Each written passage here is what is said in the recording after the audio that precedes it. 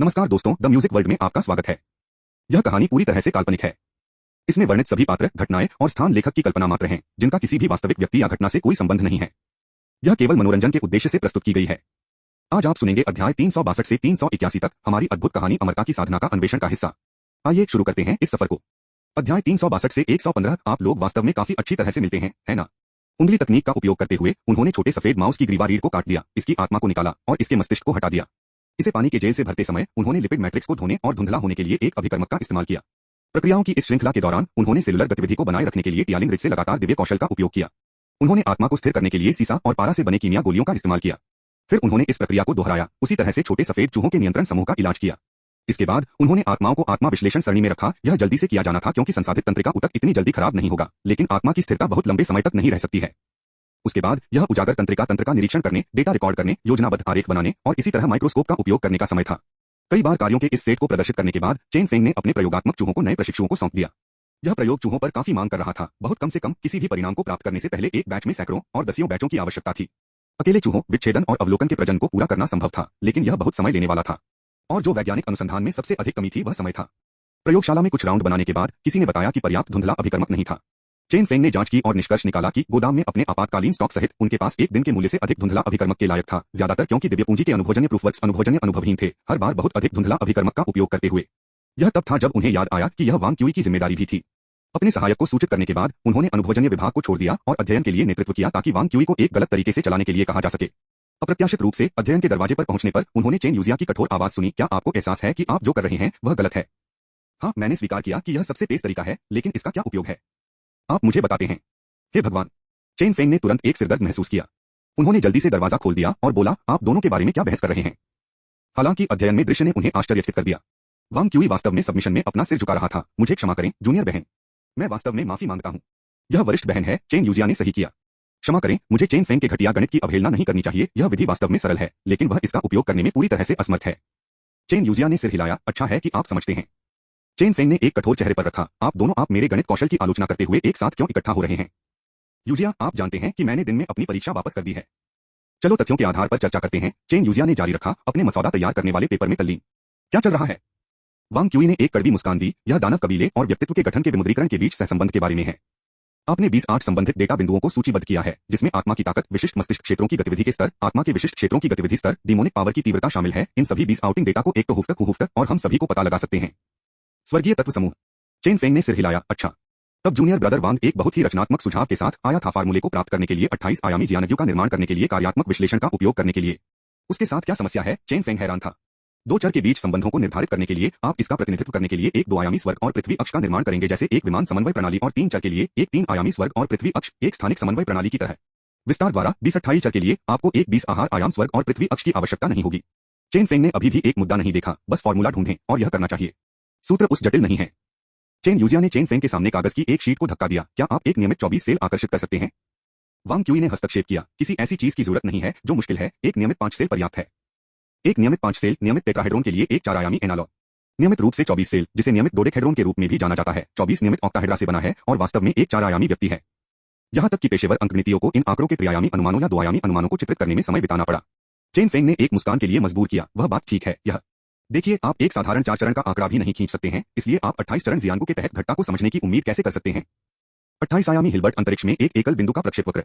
यह केवल शीर्ष गणितज्ञों द्वारा कल्पना की जा सकती है, जो पहली दर वाले स्थानिक अर्थों के साथ संयुक्त है। यदि आप वक्र भी नहीं देख सकते हैं, तो आप अगले अनुभवजन्य प्रमाण को पूरा करने के लिए इसके आधार पर बदलते रुझानों का न्याय कैसे कर सकते हैं? भले ही वह स्पष्ट रूप से विश्वास किया जा रहा था, चेन फेंग ने राहत की सांस ली, आप दो, जब आप मुझे ट्रैश कर रहे हो तो बस सिंक न करें, मैं आपके मासिक वेतन का भुगतान कर रहा हूं।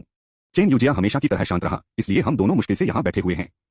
चेन फेंग अपने दोस्त के व्यक्तित्व को जानने के लिए कोई आपत्ति नहीं थी, बल्कि तालिका को संतुष्ट करते हुए थपथपाया, आप दो, अंत में आप थोड़ा सा देखते हैं जैसे आप एक महान उपक्रम के लिए तैयार हैं। वांग क्यूई ने अचानक चेन यूजिया की ओर रुख किया, वरिष्ठ बहन, क्या आप यितियन गणना के बारे में जानते हैं? चेन यूजिया थोड़ा हैरान था कि यह आदमी अचानक अपनी वरिष्ठ बहन को क्यों बुला रहा था, लेकिन फिर भी उसे समझ में आने के लिए सिर हिलाया। हम दोनों वनफा संप्रदाय के शिष्य हैं। इस अध्ययन के भीतर प्रतियोगिता में हम सामान्य हितों को साझा करते हैं और एक सकारात्मक राशि परिणाम प्राप्त कर सकते हैं, लेकिन इस मुद्दे पर हम केवल चेन फेंग के साथ एक शून्य राशि परिणाम कर सकते हैं। चेन यूजिया ने सहमति व्यक्त की और सिर हिलाया, सहमत वरिष्ठ भाई। उसका आखिरी शब्द बाहर निचोड़ा गया था, बहुत अनिच्छा से प्रतीत होता है। मुझे ऐसा क्यों लगता है कि मैं केवल एक ही हूं जो समझ नहीं पा रहा हूं कि आप क्या कह रहे हैं? आप दोनों वास्तव में काफी अच्छी तरह से मिलते हैं, आप नहीं? जिस तरह चेन फेंग कुछ कहने वाला था उसे वांग क्यूई द्वारा इंटरसेप्ट किया गया था। आप मुझे जानते हैं बॉस, मेरा अपना शोध जो वास्तव में महान उपक्रम है। चेन यूजिया ने तुरंत पीछा किया। मेरे गणित के बिना आपका प्रयास कुछ भी हासिल नहीं करेगा, लेकिन मेरे गणित को केवल एक डोमेन से अधिक पर लागू किया जा सकता है। मैं इसे अब देखता हूं, केवल एक ही समय है जब आप दोनों के साथ मिलते हैं, जब आप मुझ पर गैंग कर रहे होते हैं। चेन फेंग ने बॉस के रूप में अपने अधिकार का दावा करने की आवश्यकता महसूस की। उन्होंने वांग क्यूई के हाथों में स्पिरिट पूल और एक बड़े स्टोरेज बैग को थप्पड़ मारा, फिर कहा, मेरे लिए इन रंगों को खरीदे, ठीक इस प्रकार के कागज के इस टुकड़े पर सूचीबद्ध प्रकार। मैं वांग क्यूई कुछ कहना चाहता था, लेकिन फिर यह सोचा और महसूस किया कि वास्तव में अनुबंध के अनुसार यह उसका काम था, इसलिए वह अनिच्छा से गलत तरीके से चलाने के लिए चला गया। वांग क्यूई के जाने के बाद चेन फेंग ने चेन यूजिया से पूछा, आपको क्या लगता है इस बच्चे को किन क्षेत्रों में सुधार करने की आवश्यकता है? चेन यूजिया ने उत्तर दिया, सैद्धांतिक रूप से वह मेरे बारे में भी वैसा ही है। जब आप उसी के बारे में कहते हैं तो इसका मतलब है कि वह वास्तव में आपसे थोड़ा मजबूत है। चेन फेंग ने सटीक रूप से अनुवाद किया। चेन यूजिया ने उन्हें जमकर देखा, फिर जारी रखा, लेकिन उनके आवेदन कौशल व्यावहारिक रूप से मूर्ख हैं। हो सकता है कि उन्होंने वेव मोशन लॉर्ड द्वारा जीवन की उत्पत्ति क्या है पढ़ा है, लेकिन जीवन पथ की उनकी समझ अभी भी बहुत सख्ती है और वह सूत्रों का उपयोग करने के लिए माहिर नहीं है। चेन फेंग ने बुकशेल्फ में सोच समझकर देखा, ट्यूशन को। वांग क्यूई की वापसी के बाद चेन फेंग ने उन्हें तुरंत एक पुस्तिका सौंपी। यह यांगशेन पैविलियन की आत्मा फोर्जिंग स्किल है। यह विशेष रूप से शक्तिशाली कुछ भी नहीं है, लेकिन यह अत्यधिक संगत है।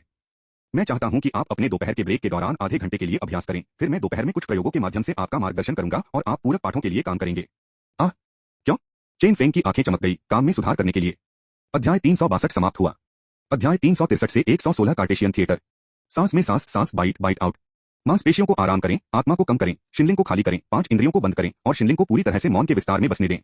फिर कुछ सोचने के लिए कुछ खोजें। यह वास्तव में एक बहुत ही अजीब स्थिति थी। वांग क्यूई सोच रहा था, लेकिन नहीं जानता था कि क्या सोचना है। अजीब, यह भावना वांग क्यूई के दिल के भीतर पैदा हुई और फिर धीरे धीरे विस्तार करना शुरू कर दिया। इस भावना के आसपास केंद्रित सोच शुरू हो गई। आखिरकार वांग क्यूई एक वाक्यांश का विचार। यह वास्तव में एक अजीब स्थिति है। वांग क्यूई ने खुद को सोचा और फिर उसकी चेतना को हिंसक रूप से अंधेरे से बाहर निकाल दिया गया और उसके शरीर में लौट आया। वांग क्यूई ने अपना सिर हिलाया और आहें भरी, अभी भी काम नहीं कर रहा है। यह उनका तीसरा दिन था जो चेन फेंग द्वारा उन्हें दिए गए आत्मा को फोर्जिंग कौशल का अभ्यास कर रहा था। जैसा कि चेन फेंग ने कहा था, यह आत्मा फोर्जिंग कौशल हर पहलू में बहुत साधारण थी। यह सीखने के लिए जल्दी नहीं था और न ही यह आत्मा को तांबे की दीवारों और लोहे के प्राचीर के रूप में मजबूत बना दिया, दैवीय आत्मा के हमलों के लिए प्रतिरक्षा, और न ही इसने किसी व्यक्ति को बिना नींद के लिए रोंगटी के माध्यम से जाने या थके हुए बिना आराम करने की अनुमति दी। इसकी एकमात्र विशेषता आत्मा शक्ति को मजबूत करना था। इसके अलावा इसका आत्मा पर कोई प्रभाव नहीं था। यह किसी विशेष गुण के साथ आत्मा को भी संपन्न नहीं करता था। इस वजह से इसकी संगतता बहुत अधिक थी। यहाँ तक कि वांग क्यूई जैसे किसी व्यक्ति के लिए जिन्होंने अनगिनत मानसिक तरीकों का अध्ययन किया था, अपनी खुद की खेती प्रणाली को समायोजित करने की आवश्यकता के बिना अभ्यास करना संभव था। सिर्फ 3 दिनों के अभ्यास के बाद वांग क्यूई ने महसूस किया कि उनकी आत्मा पूरी हो रही है। उनके शरीर में मैना के विपरीत एक ताकत महसूस कर रही है। वांग क्यूई ने अपनी आंखें खोलीं और देखा कि चेन फेंग और चेन यूजिया चाय पीते हुए एक दूसरे से बैठे थे। चेन यूजिया चाय का एक घूंट लेगा और फिर मेज से चाय केक का एक टुकड़ा उठाएगा और उसे अपने मुंह में भर देगा। इस बीच चेन फेंग वांग क्यूई को एक अजीब अभिव्यक्ति के साथ देख रहा था, पूरी तरह से उसके हाथ में टीच के अस्तित्व को भूल गया। वांग क्यूई ने चेन यूजिया के सामने चाय केक का एक टुकड़ा पकड़ लिया और पूछा, क्या हो रहा है? चेन फेंग ने अपना सिर हिलाया, कुछ भी नहीं, यह सिर्फ इतना है कि यह मेरा पहली बार है जब किसी को क्वजियांजी से आत्मा फोर्जिंग स्केल को जल्दी से उठाते हुए यह जल्दी से देखा जाता है। वांग क्यूई थोड़ा हैरान था। यह प्यार और सुंदरता का दृश्य नहीं है, इसलिए ऐसा साहित्यिक नाम क्यों है? और यह इस तरह के एक शानदार अनुभव है, ठीक है। स्वर्गीय गीत के अलावा मैंने अधिक साहित्यिक नाम नहीं देखा है। चेन फेंग ने एक पल के लिए विचार किया और पूछा, आप आध्यात्मिक खजाने का अर्थ जानते हैं, सही है? मानव हृदय के बारे में चर्चा में यह आमतौर पर स्वस्व को संदर्भित करने के लिए होता है, जिसके बारे में हम जागरूक हो सकते हैं कि हम समझ सकते हैं। क्या आपने कभी सोचा है कि आध्यात्मिक खजाना या सु कहां से आता है? वांग क्यूई ने जवाब दिया, मैं खुद इस स्पष्टीकरण का पक्ष लेता हूं। आत्मा की भावना नकारात्मक एंट्रोपी के रूप में एक कार्बनिक पूरे बनती है, लेकिन यह विशेष रूप से कैसे बनता है, मैं स्पष्ट नहीं हूं। चेन फेंग ने एक उंगली पकड़ ली, फिर मेरे विचार को सुने। विचार, आपके विचार और किसी भी अन्य विचार वास्तव में उन प्रतिस्पर्धी तंत्रिका उपप्रकारों और आत्मा कार्यों का संश्लेषण है। यह एक एकलप्रत अवधारणा नहीं है, लेकिन कुछ ऐसा है जो कई परतों से बना है। वांग क्यूई ने कहा, इसमें प्राइमर्डियल और दाओ नैतिकता के पहलू भी हो सकते हैं। मुझे पता है कि मैं क्या करने वाला था। चेन फेंग ने अपना हाथ नीचे की ओर दबाया। तो कौन सा हिस्सा वास्तव में आध्यात्मिक खजाना है? वानफा संप्रदाय के एक वरिष्ठ, जो स्वर्गीय स्थिति दानव बांसुरी लापरवाह स्तर को धारण करता है, एक दिलचस्प सिद्धांत को सामने रखता है कि यह आध्यात्मिक खजाना भंडारण उद्देश्यों के लिए है। यह पूरी तरह से खाली है, अंदर की याददाश्त ज्ञान के लिए असंबंधित। वांग क्यूई ने भड़काया। उन्होंने महसूस किया कि उन्होंने पृथ्वी पर एक समान सिद्धांत सुना है, लेकिन वह बारीकियों को काफी याद नहीं कर सकते थे। वास्तव में यह दर्शन और मनोविज्ञान में एक बहुत प्रसिद्ध अवधारणा है, कार्टेशियन थिएटर, चेतना और विचार का एक आंतरिक कक्ष। यह इस थिएटर के भीतर है कि एक निश्चित विचार के लिए आवश्यक विभिन्न धागे एक साथ इकट्ठा होते हैं, इंटरव्यू और उचित तरीके से बदल जाते हैं।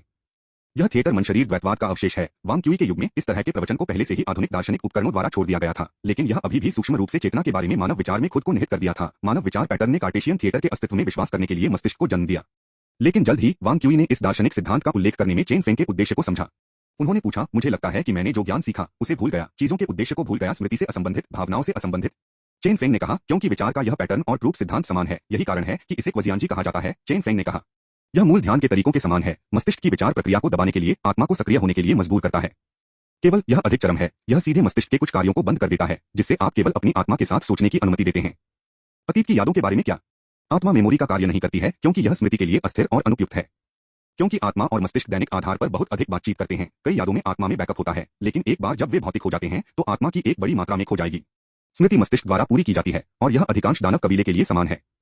बहुत छोटे दिमाग के बिना दिमाग के निचले जीवन वाले प्राणी शुरू से ही स्मृति के लिए आत्मा पर भरोसा करते हैं। यह उनके लिए आत्मा को जागृत करना मुश्किल हो जाता है, लेकिन एक बार जब वे करते हैं तो उनकी आत्मा अधिक शक्तिशाली हो जाती है। इसलिए ब्लेड क्वीन को आत्मा की शक्ति के मास्टर के रूप में स्थापित करना वैज्ञानिक सबूतों पर आधारित था। वांग क्यूई ने पहले अपने दिमाग में एक चुटकी ली, फिर एक और सवाल उठाना शुरू कर दिया जो अधिक दार्शनिक लग रहा था। मैं वास्तव में इस दुनिया में कैसे आया? पिछले ब्रह्मांडीय प्रणाली के भौतिक नियमों ने आत्माओं के अस्तित्व को खारिज कर दिया, और शेंजो के सिद्धांतों ने साबित कर दिया है कि आत्मा के रूप में जाना जाने वाला अंग स्मृति को संग्रहित करने के लिए उपयुक्त नहीं है। तो यह निश्चित है कि मैंने शेंजो के लिए आत्मा यात्रा नहीं की। क्या ऐसा हो सकता है कि मैं वास्तव में शेंजो का मूल निवासी हूं, और फिर मैंने एक पृथ्वी वैज्ञानिक की स्मृति का अधिग्रहण किया, जिसके परिणामस्वरूप वांग क्यूई कार्टेशियन थिएटर पूरी तरह से एक पृथ्वी वैज्ञानिक के प्रदर्शनों की सूची से भरा हुआ है, जिससे एक संज्ञानात्मक त्रुटि हुई। वांग क्यूई विचारों के इस संगीत से कुछ हद तक सिरदर्द था। यह फिर से विशुद्ध रूप से दार्शनिक परिष्कार की ओर झुकाव लग रहा था। यह देखते हुए कि वह गंभीरता से विचार कर रहा था, चेन फेंग ने पूछा, अब जब मैंने आपको सिद्धांत समझाया है तो आपको कुछ विचार होना चाहिए, ठीक है? इस बारे में कि आप इसे लेने के लिए इतनी जल्दी क्यों थे? वांग क्यूई ने अब सोल फोर्जिंग स्किल के सच्चे सिद्धांत को समझा, कार्टेशियन थिएटर को खाली करना, फिर स्क्रिप्ट को लिखना, लेखक की क्षमताओं को बढ़ाते हुए। वास्तव में वह इसी तरह के विचारों में लगे हुए थे। बई गांव में उनकी आत्मा को एंट्रोपी बढ़ते दानव, उनकी यादों को एक अराजकता, अविश्वसनीय द्वारा बाधित किया गया था। उस समय यह स्पष्टता के उस अंतिम बिट से चिपके हुए था कि उसने अपने तर्क को फिर से आकार दिया। यह क्वजियान जी के दृष्टिकोण की तरह था। यह इसलिए था क्योंकि उनके पास यह अनुभव था कि वह इसे इतनी जल्दी उठाने में सक्षम थे। चेन फेंग के जिज्ञासु टकटकी को देखकर वांग क्यूई केवल कड़वाहट से मुस्कुरा सकता था और उसके सिर को हिला सकता था। यह मामला अमर गठबंधन का एक रहस्य था, और लापरवाही से बोलना एक लापरवाह स्तर को आकर्षित कर सकता था जो उसे चुप कराने के लिए था। वह वास्तव में नहीं बता सकता था। चेन फेंग ने आकाश पर नजर डाली, ठीक है, लंच ब्रेक खत्म हो गया है। मुझे आधे घंटे के सत्यापन के लिए अनुभवजन्य विभाग में फॉलो करें, फिर वापस आएं और अपनी जूनियर बहन के साथ डेटा की प्रक्रिया करें। यह सुनकर वांग क्यूई ने एक कराह को बाहर कर दिया, बॉस मेरे मासिक वेतन से थोड़ा कटौती करता है, मैं वास्तव में सत्यापन नहीं करना चाहता। विशेष रूप से जीवन पथ के लिए नहीं। आप पहले से ही एक अग्रिम ले चुके हैं, इसलिए उस अनुरोध को करने के बारे में भी न सोचें। अध्याय 362 समाप्त हुआ। अध्याय 364 से 117 पवित्र प्रकाश द्वारा लाया गया असामान्य सुधार। वांग क्यूई के हाथ पवित्र प्रकाश में डूबा हुआ था, लेकिन वह जो कर रहा था वह इतना पवित्र नहीं दिख रहा था। वह अपने मंत्रों के साथ एक आत्मा को पकड़ रहा था। पवित्र प्रकाश जीवन की लौ से प्राप्त दिव्य कौशल के एक संस्करण के रूप में जबरन आत्माओं सहित शारीरिक ऊतकों को जीवित रख सकता है। हालांकि वांग क्यूई का पवित्र प्रकाश जीवन की लौ के इतने करीब था कि यह आसानी से आत्मा को अतिरिक्त जीवन शक्ति के साथ समाप्त कर सकता है। मॉडरेशन में सब कुछ जीवन शक्ति और जीवन शक्ति सहित एक कोशिका जो अनंत प्रतिकृति और अमरता की विशेषताओं को प्राप्त कर सकती है, आमतौर पर पृथ्वी के लोगों द्वारा कैंसर सेल के रूप में संदर्भित की जाती है। आत्माओं के लिए भी यही सच था। बहुत अधिक जीवन शक्ति के एक बार के अवशोषण से इसके वर्गों में असंतुलन हो सकता है, अंततः यह स्थिरता खोने का कारण बन सकता है। सौभाग्य से वांग क्यूई को इस कदम के साथ कुछ अनुभव था।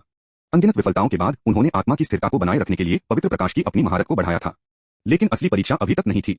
उसे आत्मा का निरीक्षण करने की जरूरत थी, उसे देखने के लिए। चूंकि वह ट्यालिंग रिज का शिष्य नहीं था और उसने पेशेवर प्रशिक्षण नहीं लिया था, इसलिए वह सोल स्पेक्ट्रम एनालाइजर द्वारा वापस किए गए डेटा को समझ नहीं पाया, डिवाइस को कुछ बेकार कर दिया। चेन फेंग चाहता था कि वह हाथ से निरीक्षण करे। यह भाग्यशाली था कि वांग क्यूई एक वैज्ञानिक प्रयोग नहीं कर रहा था, बल्कि एक शैक्षिक था। यह अनिवार्य रूप से एक मध्य या उच्च विद्यालय के रसायन विज्ञान के प्रयोग के समान था। प्रक्रिया, सिद्धांत और प्रत्येक चरण में क्या होता है सभी पाठ्य पुस्तकों में लिखे गए थे। उसे बस उनका अनुसरण करना था और एक पहली समझ हासिल करनी थी। आत्मा एक अद्वितीय आत्मा ऊर्जा क्षेत्र था जो विद्युत चुंबकीय बल के माध्यम से सूक्ष्म रूप से प्रकट होता था। दोनों विद्युत चुंबकीय मानसिक तरीके या आत्मा से संबंधित मंत्रों का उपयोग अवलोकन के लिए किया जा सकता है। आमतौर पर वांग क्यूई ने मैना का इस्तेमाल किताबों के माध्यम से फ्लिप करने के लिए किया था। यह योजना बनाई कि आत्मा के साथ एक संबंध स्थापित करने के लिए स्वर्गीय गीत शक्ति के साथ सावधानी से पहुंचते हुए आगे क्या करना है, फिर इसे समझने के लिए अपनी आत्मा का उपयोग करके। यह थोड़ा सफेद माउस को विच्छेदित करने जैसा था। ओह, तो यह वही है जो आत्मा की शक्ति की तरह है, और पुस्तक में यह आंतरिक रूप इसे इस तरह प्रदर्शित करता है। कार्यात्मक क्षेत्र वे वास्तव में मौजूद हैं। अगला यह हिस्सा है, इसे मान्य करना। इस खंड को नुकसान पहुंचाना आत्मा की स्थिरता को लंबा कर सकता है। हालांकि वांग क्यूई चेन फेंग नहीं था और आत्मा शक्ति से संभालना काफी कच्चा था। 1 घंटे के 1/4 आत्मा की छोटी गांठ उखड़ने लगी और फैलने लगी। वांग क्यूई ने पवित्र प्रकाश को तितर बितर कर दिया और फिर मेज के कोने में एक छोटे से लियोली केज में अपनी टकटकी लगा दी, जो अभी भी 7 छोटे सफेद चूहों को रखा गया था। वांग क्यूई कुछ हद तक विवादित था। करें या न करें, शैक्षिक प्रयोगों को चलाना काफी पेचीदा था। एक जीव विज्ञानी सैकड़ों बार एक प्रयोग को दोहराने से थका हुआ महसूस कर सकता है, लेकिन वांग क्यूई जैसे नवजात शिशु के लिए, जिन्होंने केवल 1 दर्जन प्रयोग किए थे, इस तरह की मान्यता अभी भी काफी रोमांचक थी। एकमात्र समस्या यह थी, ये चूहे बहुत महंगे थे। वांग क्यूई के ज्ञान के अनुसार पृथ्वी पर चिकित्सा और जैविक विभागों ने छात्रों को विच्छेदन का अभ्यास करने के लिए सबसे आम चूहों का उपयोग किया। एक उच्च बाजपन ग्रेड कचरे के कुछ भी पर विचार किया। हालांकि चेन फेंग ने नियमित चूहों को नहीं उठाया। उनके चूहों को विशेष ब्लड लाइन दोषों के साथ इंजीनियर किया गया था, जो उन्हें बेहद महंगे थे। प्रत्येक वांग क्यूई के दैनिक वेतन से अधिक लागत। जैविक उद्योग में एक प्रयोगशाला तकनीशियन द्वारा उपभोग किए गए रसायनों की लागत अक्सर कई बार उनके वेतन, यहां तक कि 10 बार भी होती है। इसने वांग क्यूई को असाधारण रूप से विवादित छोड़ दिया। तभी चेन फेंग ने अंदर चला गया और पूछा, आपने आत्मा परिचय सीखा है? वांग क्यूई ने वास्तव में उनके दिमाग में यह आत्मा की एक बुनियादी समझ प्राप्त की है, लेकिन मैंने अभी तक एक छोटा सा हिस्सा मुझे अभी तक देखने का मौका नहीं मिला है। लेकिन मैंने वास्तव में यह माना है कि यह आत्मा परिचय उच्च विद्यालय की जीव विज्ञान के बराबर थी। यह बहुत ही बुनियादी थी, केवल प्रयोगशाला परिस्थितियों में, लेकिन इसके सिद्धांतों को लागू किया जा सकता था। ठीक है, आप उन कुछ पुस्तकों को देख सकते हैं जो मैंने समय देते हैं जब आपके पास समय होता है, और यह ठीक है यदि आप व्यस्त होते हैं तो नहीं। अब आपका कौशल स्तर एक सहायक होने के लिए पर्याप्त है। चेन फेंग ने नॉनक्लिंट लग रहा था, लेकिन उसकी अभिव्यक्ति में एक सूक्ष्म दुर्लभ रूप से ध्यान देने योग्य परिवर्तन था। यह बहुत तेज था, चाहे वह ज्ञान को समझा जा सके या शक्ति बढ़ रही थी। एक यांगशेन पैवेलियन शिष्य के लिए यह आत्मा परिचय केवल एक परिचयात्मक पाठ्यपुस्तक थी, फिर भी इसे मास्टर के लिए आधे महीने के कठिन अभ्यास की आवश्यकता थी। फिर भी वांग क्यूई केवल एक दिन के बाद से लगभग 8 दिनों तक प्रयोग कर रहा था। इसके अतिरिक्त वांग क्यूई की आत्मा शक्ति बहुत जल्दी बढ़ रही थी। उन लोगों को शामिल किया गया जबकि बायस्टर स्पष्ट रूप से देखते हैं। वांग क्यूई बस ऊर्जावान रूप से नशे में महसूस किया, लेकिन चेन फेंग के लिए यह पूरी तरह से एक अलग कहानी थी। बस कुछ दिन और एक ध्यान देने योग्य परिवर्तन हुआ था। चेन फेंग ने जो हैरान कर दिया कि विकास की यह गति तब भी तेज थी जब उसने अभी शुरू किया था। यह वह गति नहीं थी जो क्वजियांजी का उत्पादन कर सकती थी। क्या उनकी पवित्र रोशनी एक विशेष निचली दिव्य शक्ति थी जो जीवन की लौ के भीतर आत्मा और आत्मा के प्रति उद्देश्य थी? वांग क्यूई यह सुनकर प्रसन्न था कि उसे हर दिन चूहों के साथ खेलने की आवश्यकता नहीं थी। उन्होंने सीधे अध्ययन के लिए डांट किया। इस बीच चेन फेंग ने अव्यवस्थित प्रयोग टेबल वांग क्यूई को साफ करना शुरू कर दिया था। अंततः बचे हुए चूहों को कुछ हद तक निचले स्तर के तार के पिंजरे में ले गया। वह अभ्यास के लिए वांग क्यूई को उच्च स्तरीय सफेद चूहों देने के लिए पर्याप्त असाधारण नहीं था। ये सबसे साधारण प्रकार थे जो एक बड़े चांदी की पट्टी के साथ कई खरीद सकते थे। हालांकि वांग क्यूई को प्रयोगात्मक जानवरों को बर्बाद करने से रोकने के लिए उन्होंने हमेशा उन्हें बताया कि उन्होंने साधारण चूहों को नहीं रखा और फिर उन साधारण चूहों को उच्चतम श्रेणी के पिंजरों में रखा। जब वांग क्यूई अध्ययन में लौट आया तो चेन यूजिया को अभी भी उसके ड्राफ्टिंग पेपर में दफनाया गया था। कई दिनों के बाद एक साथ वांग क्यूई अपने आचरण के आदी हो गए थे। लड़की ने शायद ही कभी बात की और उसके व्यवहार काफी अलग हो गए थे, लेकिन जब तक कोई गणित नहीं लाया तब तक वह बहुत मुश्किल नहीं था। लेकिन अभी वह किसी ऐसे व्यक्ति की तरह नहीं दिखती थी जो दिल टूटने के बारे में एक शेखी पर नियंत्रण खो देगा। यहाँ तक कि अगर वह दिल से एक विद्रोही लड़की थी तो अपने पिता के विशुद्ध रूप से सैद्धांतिक काम के खिलाफ लागू गणित का विकल्प चुनती है। निश्चित रूप से यह आंसू में फटने के लिए पर्याप्त नहीं होगा। यह वास्तव में असामान्य था। यह क्या है? चेन यूजिया वांग क्यूई के टकटकी में कुछ अलग नोटिस करने के लिए लग रहा था और पूछने के लिए देखा। यह वांग क्यूई ने चेन यूजिया के सामने कागजों का ढेर रखा। कहानी मैंने पिछली बार के बारे में आपसे बात की थी। अप्रत्याशित रूप से चेन यूजिया ने कोई अलग अभिव्यक्ति नहीं दिखाई, जिसने कुछ हद तक वांग क्यूई को निराश किया जो एक की उम्मीद कर रहा था। उसने पन्नों को हमेशा की तरह गिना। यह जितना मैंने कल्पना की थी उससे बहुत कम है। क्या आपने नहीं कहा था कि आपने पहले से ही लिखना समाप्त कर दिया था? आपको इस छोटे से ट्रांसक्राइब करने में आपको आधा महीना लगा। मुझे अभी भी खेती करनी है, वरिष्ठ बहन। यह वरिष्ठ बहन है। दरअसल वांग क्यूई को लिखने के लिए मुख्य कारण यह था कि बहुत अधिक समय बीत चुका था उस बिंदु पर जहां हार्ट ब्रोकन उपन्यास की उनकी स्मृति पूरी नहीं थी। एक और कारण यह था कि दो दुनियाओं का इतिहास और संस्कृति पूरी तरह से समान नहीं थी। किसी और के मूल काम में बदलाव की आवश्यकता थी। चेन यूजिया ने कुछ भी नहीं कहा, लेकिन उपन्यास पांडुलिपि को दूर रखा और अपनी गणना जारी रखी। ऐसा लग रहा था कि यह कुछ समय पहले ही यह पता लगा सकता है कि वह उस कहानी को इतना पसंद क्यों करती है।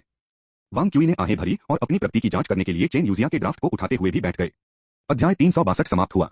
अध्याय 365 से 1818 गणित भगवान। वांग क्यूई और चेन यूजिया एक दूसरे के विपरीत बैठे थे जब महान ग्रैंड मास्टर, जिन्होंने उन्हें दिव्य राजधानी में निर्वासित कर दिया था, और चेन यूजिया के पिता चेन जिंगजुन थे, 10,000 अमर भ्रम के दायरे में चाय पी रहे थे। डेंग जियाक्सुआन ने उनसे मुस्कुराते हुए कहा, यह आपको एक बार देखने के लिए दुर्लभ है, तो लंबा चेहरा क्यों? चेन जिंगजुन ने एक मुस्कान के लिए मजबूर किया, यह कुछ भी नहीं है, यह सिर्फ इतना है कि यूजिया अभी भी घर नहीं आया है। डेंग जियाक्सुआन ने हल्के आश्चर्य व्यक्त किया, आप वानफा संप्रदाय के संप्रदाय नेता हैं, कुछ लोगों को उसकी खोज के लिए भेजना बहुत मुश्किल नहीं होना चाहिए, है ना? यह सार्वजनिक रूप से किसी के गंदे कपड़े धोने के लिए उचित नहीं है, चेन जिंगजुन ने कहा। इसके अलावा वानफा संप्रदाय अकेले मेरा नहीं है, यह सभी अंकगणों के अंतर्गत आता है। आपको अपने बच्चों के बारे में बहुत अधिक चिंता नहीं करनी चाहिए। यूजिया पहले से ही 14 है, अब एक बच्चा नहीं है। इसके अलावा उसके पास एक शीर्ष पायदान की स्थापना है, इसलिए उसे किसी भी खतरे में नहीं होना चाहिए। युवा लीजी अपनी सुनहरी कोर की खेती और हाथ में स्वर्गीय तलवार के साथ अभी भी अप्रत्याशित परेशानियों का सामना कर रहे हैं। अकेले यूजिया को चलो, चेन जिंगजुन ने अपना सिर हिला दिया। वह कुछ मायनों में मेरे बाद लेती है, अपने दम पर रहने में बहुत अच्छी नहीं है। वह शायद आधे महीने के लिए घर नहीं लौटी है क्योंकि वह एक दोस्त के साथ रहने के लिए गई है, लेकिन उसके साथ शुरू करने के लिए कई दोस्त नहीं हैं। डेंग जियाक्सुआन ने सलाह दी, यह पहली या दूसरी बार नहीं है, इसे होने दें। शायद मैं वास्तव में बच्चों की परवरिश करने में अच्छा नहीं हूं, चेन जिंगजुन ने पेंसिली कहा। जियाक्सुआन, आप जानते हैं कि मेरे साथियों के बीच मेरी प्रतिभा सबसे अच्छी नहीं थी, मेरी खेती सबसे तेज नहीं थी, और मैं सबसे तेज नहीं था, फिर भी मेरे सभी भाइयों और बहनों में से केवल मैं इस कदम पर पहुंच गया हूं क्योंकि मैं सबसे अधिक जुनूनी था। जब यूजिया एक बच्चा था तो वह प्रतिभा जो उसने बहुत दूर तक प्रदर्शित की थी, इसलिए मैं इन वर्षों में विशेष रूप से सख्त हो गया हूं। उसकी आंखों में केवल उसके भाई को परिवार माना जा सकता है, ठीक है? उसने हमेशा मुझे नापसंद किया है, लेकिन मुझे लगता है कि उसकी तरह की प्रतिभा को सबसे सही तरीके से पोषित किया जाना चाहिए। मुझे हमेशा लगता है कि वह मुझे आगे बढ़ा सकता है। चेन जिंगजुन ने असंगत रूप से बात की थी, वह हमेशा टैसिटर्न था, यही वजह था कि जब वह वांग क्यूई से मिले तो वह कड़ी बोल रहा था। लेकिन डेंग जियाक्सुआन समझ गया। उन्होंने खुद को इशारा किया, मुझे इसके लिए दोषी ठहराया, मुझे दोषी ठहराया। मुझे लड़की को कुछ खाने और पीने की आदतें नहीं सिखाई जानी चाहिए थी, मेरे पास कई शौक नहीं है, बस इस स्वाद का आनंद लें, और कभी नहीं सोचा था कि वह इसे उठाएगी। क्या आप उसके साथ बहस करते हैं? चेन जिंगजुन ने मुस्कुराते हुए कहा, मैं वर्षों से उस संबंध में उसके साथ बहुत सख्त नहीं हूं। उसकी प्रतिभा वास्तव में असाधारण है। वह धमाकेदार चावल के आधार पर यादृच्छिक वितरण पर एक पेपर के साथ आ सकती है। वह शिक्षक फेंग की तरह एक प्राकृतिक जन्मी अंकगणितीय है, हर चीज में अच्छा है। इस बार संघर्ष कुछ और है। यह देखते हुए कि चेन जिंगजुन उच्च आत्माओं में नहीं थे, डेंग जियाक्सुआन ने इस विषय को बदल दिया। चलो अभी के लिए निजी मामलों को छोड़ देते हैं। आप मुझे इस बार देखने आए थे, आधिकारिक व्यवसाय होना चाहिए, ठीक है। अगर आधिकारिक व्यवसाय के लिए नहीं तो मुझे शायद ही आपको देखने का मौका मिले। यह वास्तव में आधिकारिक व्यवसाय नहीं कहा जा सकता है, उन्होंने जवाब दिया। मैं सिर्फ स्वर्गीय तलवार पैलेस के हाल के कार्यों के रक्षक के बारे में पूछताछ करना चाहता था। डेंग जियाक्सुआन ने पूछा, यदि यह एक सामान्य मामलों का दस्तावेज है तो आप इसे स्वयं देख सकते हैं। क्या कुछ खास है? चेन जिंगजुन का स्वर अचानक अजीब हो गया। गणित भगवान लौटने वाले हैं। अलग अलग आदमी के लिए उत्साह दिखाना दुर्लभ था। प्रत्येक अंकगणितीय व्यक्ति को पता था कि गणित के प्रभु के लौटने के लिए इसका क्या मतलब है। यह गणित के उच्च टावर की नींव रखेगा। यह सुनिश्चित करता है कि यह अब फ्लाइंग टावर या साइंस सिटी नहीं था, और यह अनिवार्य रूप से गणितीय अध्ययन के भविष्य के मार्ग को तय करेगा। डेंग जियाक्सुआन को भी इसके बारे में पता था। उन्होंने कहा, 10 दिन पहले मेरे पास रक्षक तैयार था। बहुत हद तक मुझे अभी भी समझ नहीं आ रहा है कि गणित भगवान इतना आवेगी क्यों है। जिसे आप आवेगी कहते हैं वह उसका रास्ता है। आपके मार्ग में स्वर्गीय दाव और नश्वर दुनिया शामिल है, लेकिन उसका रास्ता केवल गणित है। लेकिन पूर्ण आश्वासन के बिना अमरपथ को पार करने का प्रयास क्यों? डेंग जियाक्सुआन ने पूछा। हम उस चीज को नहीं समझते हैं। हमारे पास कोई सुराग नहीं है कि अमरपथ से शेंजो के लिए उसकी किस स्थिति में प्रवेश होगा, लेकिन हमारे तकनीकी साधन सीमित हैं। हम अमरपथ में जानकारी स्थानांतरित नहीं कर सकते। चेन जिंगजुन ने भी असहाय महसूस किया। लेकिन इस बार यह मामला बहुत महत्वपूर्ण है। आधे महीने पहले गणना के मास्टर के एक ग्रैंड मास्टर ने उस कागज को बाहर भेजने के लिए अमरपथ में गहराई से उकसाया। दोनों एक पल के लिए चुप हो गए। तब डेंग जियाक्सुआन अचानक मुस्कुराया। जिंगजुन, जिसके बारे में बोलते हुए आप इस बार एक नुकसान में हैं। क्या हुआ? डेंग जियाक्सुआन मुस्कुराया और कहा, मैंने सुना है कि जब आपने वानफा संप्रदाय से वांग क्यूई को निष्कासित कर दिया था तो वांग क्यूई ने यह भी घोषणा की कि आपको उसके सामने घुटने टेकने चाहिए। अब इस वांग की पूर्णता कानून के साथ। एक मुस्कान वास्तव में चेन जिंगजुन के चेहरे पर दिखाई दी। यह एक घुटने के योग्य है। अगर घुटने टेकने से मुझे ऐसा कागज देखने दे सकता है तो एक लंबे घुटने से खड़े नहीं होने में क्या नुकसान है? वह वास्तव में प्रसन्न था। वांग क्यूई के उदय ने उनकी प्रतिष्ठा को धूमिल कर दिया था, लेकिन इसने शेंजो का गणित था। 23 सवालों में से प्रत्येक का एक महत्व था जो उज्जवल मोती की गणना से परे विस्तारित हुआ, जिसमें पहले 6 23 का मूल था। वांग की पूर्णता कानून का वांग क्यूई का निर्माण दूसरे प्रश्न को संबोधित करने में एक महत्वपूर्ण कदम था। कोई कैसे प्रसन्न नहीं हो सकता है? यह एक अंकगणितीय के रूप में चेन जिंगजुन था। आपको आखिरकार वानफा संप्रदाय के संप्रदाय नेता के रूप में चेहरे को बचाने के लिए कुछ ध्यान देना चाहिए। चेन जिंगजुन हैरान था। क्यों? बस इस बारे में चिंता न करें। बस मेरी बात सुने। आपको निजी तौर पर वांग क्यूई से बात करनी चाहिए। उससे माफी मांगे। इसके अलावा अब जब उसने अपनी प्रतिभा को साबित कर दिया है तो उसे दिव्य राजधानी जैसी जगह पर मत छोड़ो। उसे मुख्यालय को याद करें और फिर उसे उचित रूप से बोलें। चेन जिंगजुन ने अपना सिर हिला दिया, लेकिन अब वांग क्यूई व्यक्तिगत रूप से शिक्षक फेंग द्वारा देखरेख कर रहा है। शिक्षक फेंग के अनुसार दिव्य राजधानी का मामला एक परीक्षण के लिए है, वह चाहता है। डेंग जियाक्सुआन को अचानक एहसास हुआ कि चेन जिंगजुन का आंकड़ा इससे पहले कि वह डगमगाता हुआ लग रहा था और फिर उसके सामने गायब हो गया। डेंग जियाक्सुआन बहुत आश्चर्यचकित था। क्या वानफा संप्रदाय भी गरीब भावना वातावरण से पीड़ित है? वानफा संप्रदाय का वाईफाई सिग्नल हमेशा मजबूत था, क्योंकि यह हजार तंत्र मंडप के बगल में सबसे बड़े कैलकुलेटर अनुसंधान संगठनों में से एक था। चेन जिंगजुन को एक खराब सिग्नल के कारण 10,000 अमरभ्रम के दायरे में से बाहर नहीं निकाला गया था, लेकिन क्योंकि किसी ने उसे बाहर निकाल दिया था। जो व्यक्ति उसे बाहर ले आया था वह अब चेन जिंगजुन के सामने खड़ा था। वह पतला था, उसका चेहरा वृद्ध हो गया था और समय के साथ जीवन को सूखा हुआ लग रहा था। उसके बेअदब सफेद बाल लापरवाही से बंधे हुए थे और उसके बागे उसके शरीर पर लपेटे हुए थे। हालांकि उनकी अभिव्यक्ति उदास और अहंकारी रूप से गर्व थी, जैसे कि वह अपने स्वयं के क्षेत्र का सर्वेक्षण कर रहे थे। द मैथमेटिक्स लॉर्ड पैंगजियाई, द टाइम ऑफ मैथमेटिक्स। तत्काल चेन जिंगजुन ने गणित के स्वामी को देखा, वह रिवेटेड हो गया। वानफा संप्रदाय के अधिकांश काश्तकारियों की तरह गणित के प्रभु के क्यूई इरादे ने एक गणित की समस्या से मिलता जुलता था। इसका समाधान पहुंच के भीतर प्रतीत होता है। सशक्त रूप से आपको बताया कि यह व्यक्ति न तो भगवान था और न ही संत, बल्कि एकमात्र नश्वर। फिर भी आप अपना पूरा जीवन ध्यान में बिता सकते हैं और फिर भी इस तरह के नश्वर को कभी नहीं छू सकते हैं।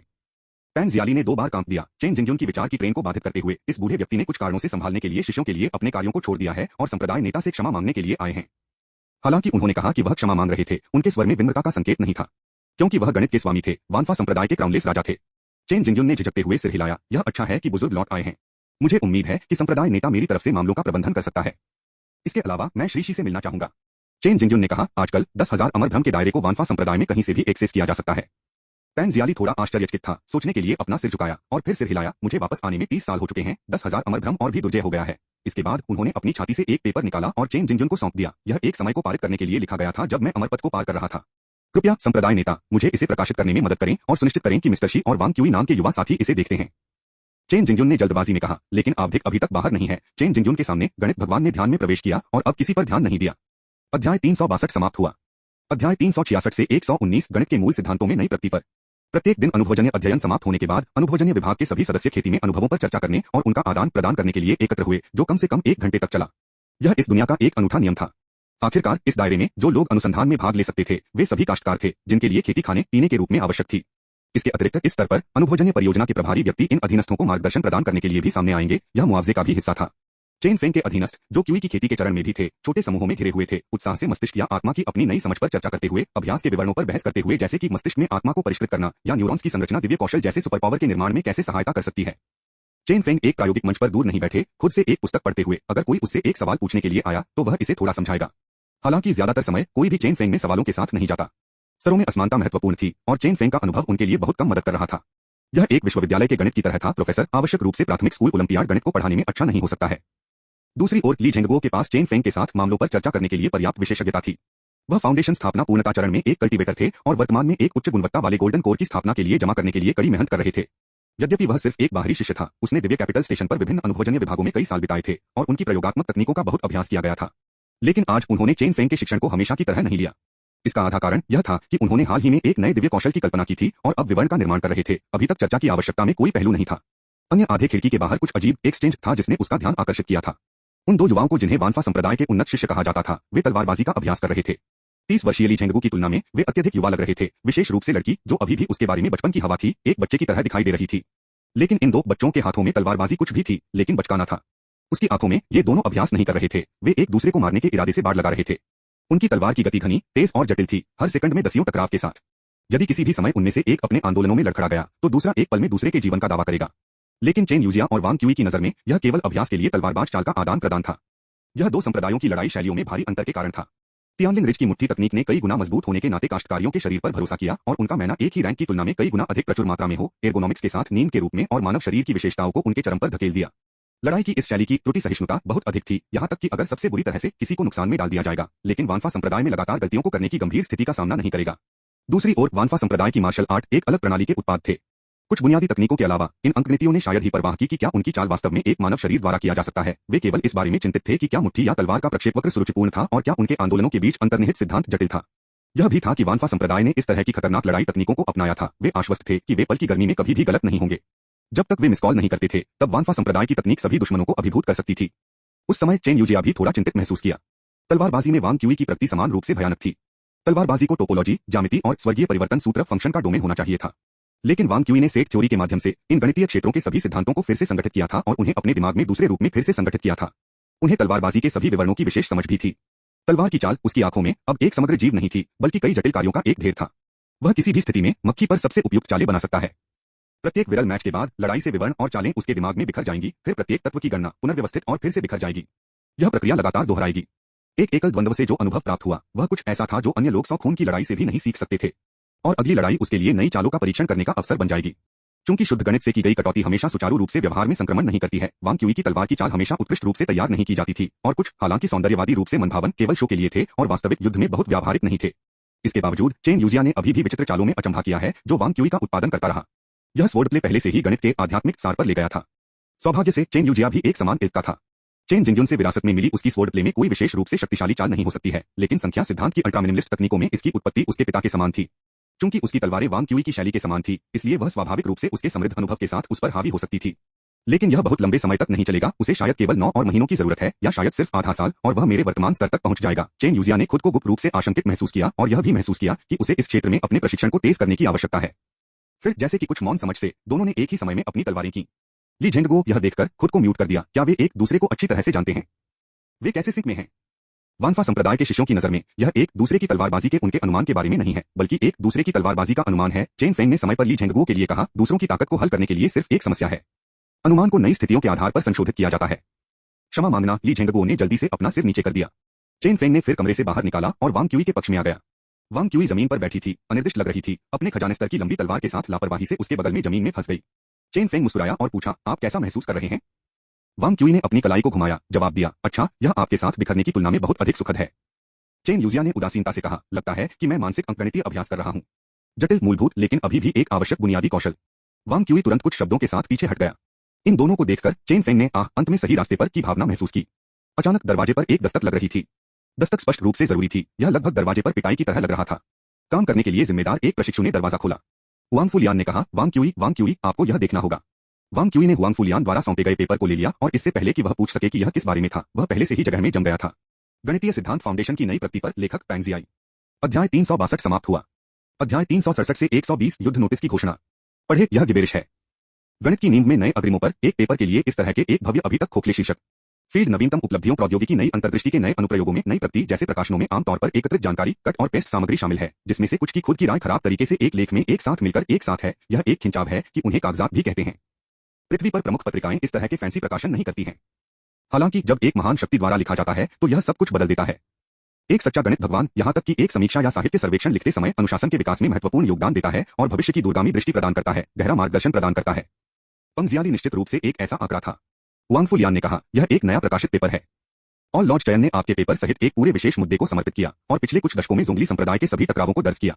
आपका पेपर यह एक और गणना के मास्टर द्वारा पहले 3 कागजात हैं। तुरंत वांग क्यूई को आसन्न मुसीबत का एक पूर्वानुमान था। वास्तव में अब मैं सीधे तूफान की आंख में हूं, मैं नहीं हूं। एक तूफान की आंख अक्सर शांत होती है, चेन यूजिया ने कहा और कहा। यदि आप बहुत अधिक ध्यान नहीं देते हैं तो कोई भी आपको परेशान नहीं करेगा। वांग क्यूई ने अपना सिर हिलाया और पैंगजियाई द्वारा कागज पढ़ना शुरू कर दिया। वांग फुलियान यह कहने में मदद नहीं कर सकता, जूनियर भाई कृपया गुस्सा न करें या नीचे महसूस न करें, यह सिर्फ एक अलग दर्शन है। चेन फेंग में शामिल हुए उत्सुकता से पूछा, क्या बात है? क्या गणित भगवान ने आपके अंतिम पेपर का खंडन किया? नहीं, बिल्कुल नहीं। मुझे लगता है कि सबूत प्रक्रिया बिल्कुल निर्दोष और सावधानी पूर्वक थी। गणित भगवान एक अंडे से हड्डियों को बाहर नहीं निकाल सकते थे। चेन यूजिया का मुंह थोड़ा बदल गया, लेकिन दक्षिण में वहां कुछ है जिसे बालों वाला अंडा कहा जाता है, उनमें से हर एक हड्डियों से भरा है। इस बार चेन फेंग ने चेन यूजिया के चिढ़ाने को नजरअंदाज कर दिया। वह कागज में गहराई से तल्लीन था। गणित भगवान ने वांग क्यूई के पूर्णता कानून को अमान्य नहीं किया। पहला, क्योंकि वांग क्यूई का प्रमाण त्रुटिहीन था। दूसरे और इससे भी महत्वपूर्ण बात यह है कि उन्होंने महसूस किया कि सेट सिद्धांत और संबंधित मुद्दों पर विचार करने पर अपनी कीमती बुद्धिमत्ता खर्च करना बेकार था।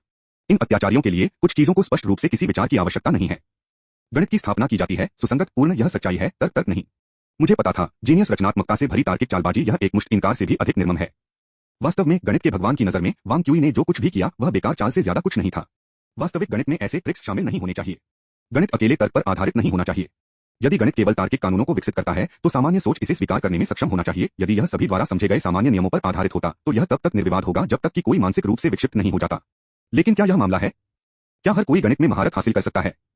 स्पष्ट रूप से नहीं। हर कोई गणित नहीं बना सकता है। हर कोई इसे सीखने के बाद लचीले रूप से एक सिद्ध प्रमेय लागू नहीं कर सकता है। बार बार स्पष्टीकरण के बावजूद हर कोई गणितीय विश्लेषण के पीछे की सोच को समझ नहीं सकता है। और उनमें से अधिकांश जो विश्लेषणात्मक सोच के साथ रह सकते हैं उन्हें अभी भी मुश्किल लगता है। एक सच्चा गणितज्ञ बोर्ड पर वो मास्टर को हराने में सक्षम नहीं हो सकता है, लेकिन एक गणित की समस्या जो मास्टर को रात भर सफेद बालों वाली बारी बना सकती है, एक कुशल अंकगणितीय के लिए कुछ भी उल्लेखनीय नहीं है। तदनुसार गणित कंप्यूटेशन शक्ति का एक सरल स्टैकिंग नहीं है या एक कटौतीत्मक फैशन में अवधारणाओं की व्यवस्था करना है। यह एक विशेष अनुक्रम में कटौती की एक व्यवस्था है, जहां अनुक्रम स्वयं तत्वों की तुलना में अधिक महत्वपूर्ण है। यदि किसी को इस अनुक्रम के लिए एक निश्चित भावना है या इसे अंतर्ज्ञान कहते हैं, तो उन्हें केवल तर्क की संपूर्णता को समझने के लिए एक नजर की आवश्यकता होती है। तब ऐसा व्यक्ति किसी तत्व को भूलने के बारे में चिंता नहीं करेगा, क्योंकि प्रत्येक तत्व को विशेष रूप से इस सरणी के भीतर रखा जाता है और इसे किसी की स्मृति को मजबूती से पकड़ने की आवश्यकता नहीं होती है। यह गणित का अंतर्ज्ञान है, एक ईथर, लगभग खगोलीय अंतर्ज्ञान। तर्क का उपयोग करते हुए कोई केवल साबित हो सकता है, अंतर्ज्ञान का उपयोग करते हुए कोई भी बना सकता है। गणित भगवान के लिए इस तरह का अंतर्ज्ञान शारीरिक समस्याओं को भी शामिल कर सकता है। जिन भौतिक कानूनों को हम जानते हैं और समझते हैं वे अनुभव का प्रत्यक्ष प्रेरण नहीं है, वे केवल अनुभव का मार्गदर्शन कर सकते हैं और अंतर्ज्ञान के माध्यम से बना सकते हैं। और इस पत्र में गणित लॉर्ड ने अपने विचारों की पुष्टि की। बुजुर्गों ने पहले दुर्भावनापूर्ण रूप से तार्किक डोमेन में सबसे बड़ी समस्या को इंगित किया, जो अल्केमिस्ट के विरोधाभास का विरोधाभास था। उन्होंने उल्लास के साथ उपहास किया, न केवल यह खाली है बल्कि यह खुद भी विरोधाभास करता है। इसके तुरंत बाद उन्होंने वांग क्यूई की पूर्णता कानून के साथ सबसे बड़ी समस्या का उल्लेख किया। पहले आदेश विधेय तर्क किसी भी गणितीय अवधारणा को सटीक रूप से परिभाषित नहीं कर सकता था, क्योंकि यह बहुत कमजोर था। इसके उद्भव के बजाय जोंगली संप्रदाय के खिलाफ एक हड़ताल थी। उनके सबूत अभी भी उनके द्वारा बनाए गए राक्षस को साबित नहीं कर सकते थे कि तथाकथित अनंत राक्षस कुछ भी जिसे परिमित वाक्यों के साथ परिभाषित नहीं किया जा सकता है, अर्थहीन है और इसे काट दिया जाना चाहिए। टीएस, यह व्यावहारिक रूप से युद्ध की घोषणा है। वांग क्यूई ने बहुत असंतोष के साथ कहा, यह मूल रूप से कह रहा है, मैंने आपको बंदरों का गुच्छा सुना है जिन्होंने पत्थर के उपकरणों का उपयोग करना सीखा, एक मजेदार तार्किक चाल पर उत्साहित हो गया, इसलिए मैं आप पर कदम रखने और आपको वास्तविकता दिखाने के लिए वापस आ गया हूँ। चेन यूजिया ने वांग क्यूई के कान के बगल में धीरे से गुनगुनाया, आप वास्तव में हाल ही में अत्यधिक उत्साहित हैं। तभी वांग क्यूई को एहसास हुआ कि लोगों के एक चक्र ने उसके चारों ओर गठन किया था। चेन यूजिया सबसे करीबी था और दोनों इतने पास थे कि वे एक दूसरे को सांस लेते हुए सुन सकते थे। चेन यूजिया वह था जिसने उसके साथ पढ़ना समाप्त कर दिया था। बाहरी रिंग पर ली झेंगगुओ के साथ उनके प्रतिनिधि दर्शकों के रूप में थे। उनमें से अधिकांश ने गणित के प्रभु के बारे में सुना था और यह देखना चाहते थे कि गणित के भगवान द्वारा आलोचना की गई वह व्यक्ति कौन था। इस बीच बाहरी इलाके में लोग पूछ रहे थे, गणित भगवान कौन है? चेन फेंग बस दूर खड़ा था, क्योंकि वह जानता था कि वह समझ नहीं आया। मुझे लगता है कि आपको वास्तव में इसकी आवश्यकता हो सकती है, इसलिए मैं इसे सीधे ले आया। वांग फुलियान ने अपने सिर को एक आह के साथ हिला दिया कि दिव्य पूंजी के कुछ बाहरी शिष्यों को पहले से ही अराजकता में फेंक दिया गया है। आपके पेपर को गणित के प्रभु से पूरी तरह से विपरीत मूल्यांकन प्राप्त हो रहा है और गणना के लिए कुछ भी आपके लिए बहुत अच्छा है। आपकी मानसिकता मेरी मानसिकता को समायोजित करें। क्या यह आवश्यक है? वांग क्यूई को यह काफी अजीब लगा। वांग फुलियान ने वांग क्यूई के हाथ पर इशारा किया, आपका हाथ स्पष्ट रूप से कांप रहा है ना? यह तब था जब वांग क्यूई ने देखा कि उनकी उंगलियां एक पल पहले से कांप रही थीं। क्या यह आदमी एक वरिष्ठ विशेषज्ञ के दबाव से डर सकता है? यही आसपास के लोगों ने सोचा था। केवल चेन फेंग चिल्लाया, क्या आप पागल हो गए हैं? केवल वह दूसरों की भावनाओं को पढ़ सकता था, इसलिए केवल उसे एहसास हुआ, वांग क्यूई के दिल में भय का पता नहीं, केवल एक लड़ाई की भावना। गणित लॉर्ड पैंगजियाली एक बंद आत्मसंगत गणितीय प्रणाली की उम्मीद कर रहा था, इसलिए वह अनंत जैसी अवधारणाओं के लिए बहुत ही प्रभावित था या किसी को अपने अंतर्ज्ञान की प्रशंसा करनी चाहिए। यह अवधारणा अंत में अभी भी अपने प्रिय सर्कल के माध्यम से टूटने जा रही थी, जिससे गणित को राख से पुनर्जन्म करने की अनुमति मिली। क्या वह यह सब शुरू से ही अंतर्ज्ञान के माध्यम से महसूस करता था? इस तरह के भयानक अंतर्ज्ञान? हाँ, लेकिन यह क्या है? हमें पता होना चाहिए, हम जानेंगे। वांग क्यूई बड़बड़ाया, फिर अपना पेपर पैक किया और कहा, बॉस, मैं कुछ दिन छुट्टी लेना चाहता हूं और आप मेरे हाल के मजदूरी से कटौती कर सकते हैं, ठीक है? चेन फेंग ने उत्सुकता से कहा, दाने मत बनो। इस तरह के एक अच्छे शोध को ढूंढना आसान नहीं था और वह उसका उपयोग नहीं कर रहा था। वांग क्यूई ने दिल से हंसा, दरवाजा खुला धक्का दिया और अपनी चीजों को पैक करने के लिए वानफा संप्रदाय के निवास पर जाने के लिए तैयार किया। उस क्षण में मो झेनज़ेन कागजों के ढेर के साथ दौड़ते हुए आया, चिल्लाते हुए कि वह भाग गया। वरिष्ठ भाई, इसे देखो, पहले से ही इसे पढ़े, यह सब बकवास है। वांग क्यूई ने अपना हाथ खारिज कर दिया और आगे बढ़े। इस अध्याय को लिखना थोड़ा मुश्किल था, मुख्य रूप से गणित और तर्क और अंतर्ज्ञान पर गणित के बारे में हिस्सा। यह हिस्सा मुख्य रूप से हेनरी पोइंकेरे के भाषणों और गणितीय मुठभेड़ रिकॉर्ड और के कुछ हिस्सों पर आकर्षित करता है, और मैं विशेषज्ञों से मुझे सही करने के लिए कहता हूं, लॉजिक को लागू करने के लिए साबित करना है, अंतर्ज्ञान को लागू करने के लिए बनाना है। पोइंकेरे की एक प्रसिद्ध कहावत है, जबकि अंतिम वाक्यांश वांग क्यूई का पाठ करता है, हमें पता होना चाहिए, हमें पता होगा, हिल्बर्ट का विश्वास है। वांग क्यूई की अंतिम टिप्पणी व्यक्तिगत अहंकार नहीं है, बल्कि गणितज्ञों के दो गुटों के बीच असंगति का एक सच्चा प्रतिबिंब है। पोइंकेरे के आदर्श में गणित एक बंद परिमित प्रणाली है। वह अनंत जैसी अवधारणाओं को गणित में प्रवेश करने की अनुमति नहीं देता है, लेकिन वांग क्यूई के युग में अनंत का अध्ययन गणित का हिस्सा है, भले ही अनंत से जुड़ा तर्क सामान्य ज्ञान के उल्लंघन में लगता है। इस प्रकार कुछ लोग चिंतित हैं कि गणित भगवान वांग क्यूई से पहले गोडेल की अपूर्णता प्रमेय साबित हो सकता है। यह एक असंभवता है। गणना के शिविर के मास्टर के लोगों के लिए आशा हो सकती है, लेकिन यह गणित भगवान के लिए असंभव है। उनकी नजर में यह मुद्दा केवल एक गणितीय समस्या नहीं है जिस पर विचार किया जा सकता है। सेट थ्योरी में सबसे बड़ा दोष रसेल का विरोधाभास, अधिक बोलचाल शब्द बार-बार विरोधाभास है। सेट थ्योरी के समर्थक रसेल द्वारा खोजा गया था, न कि हेनरी पोइंके द्वारा।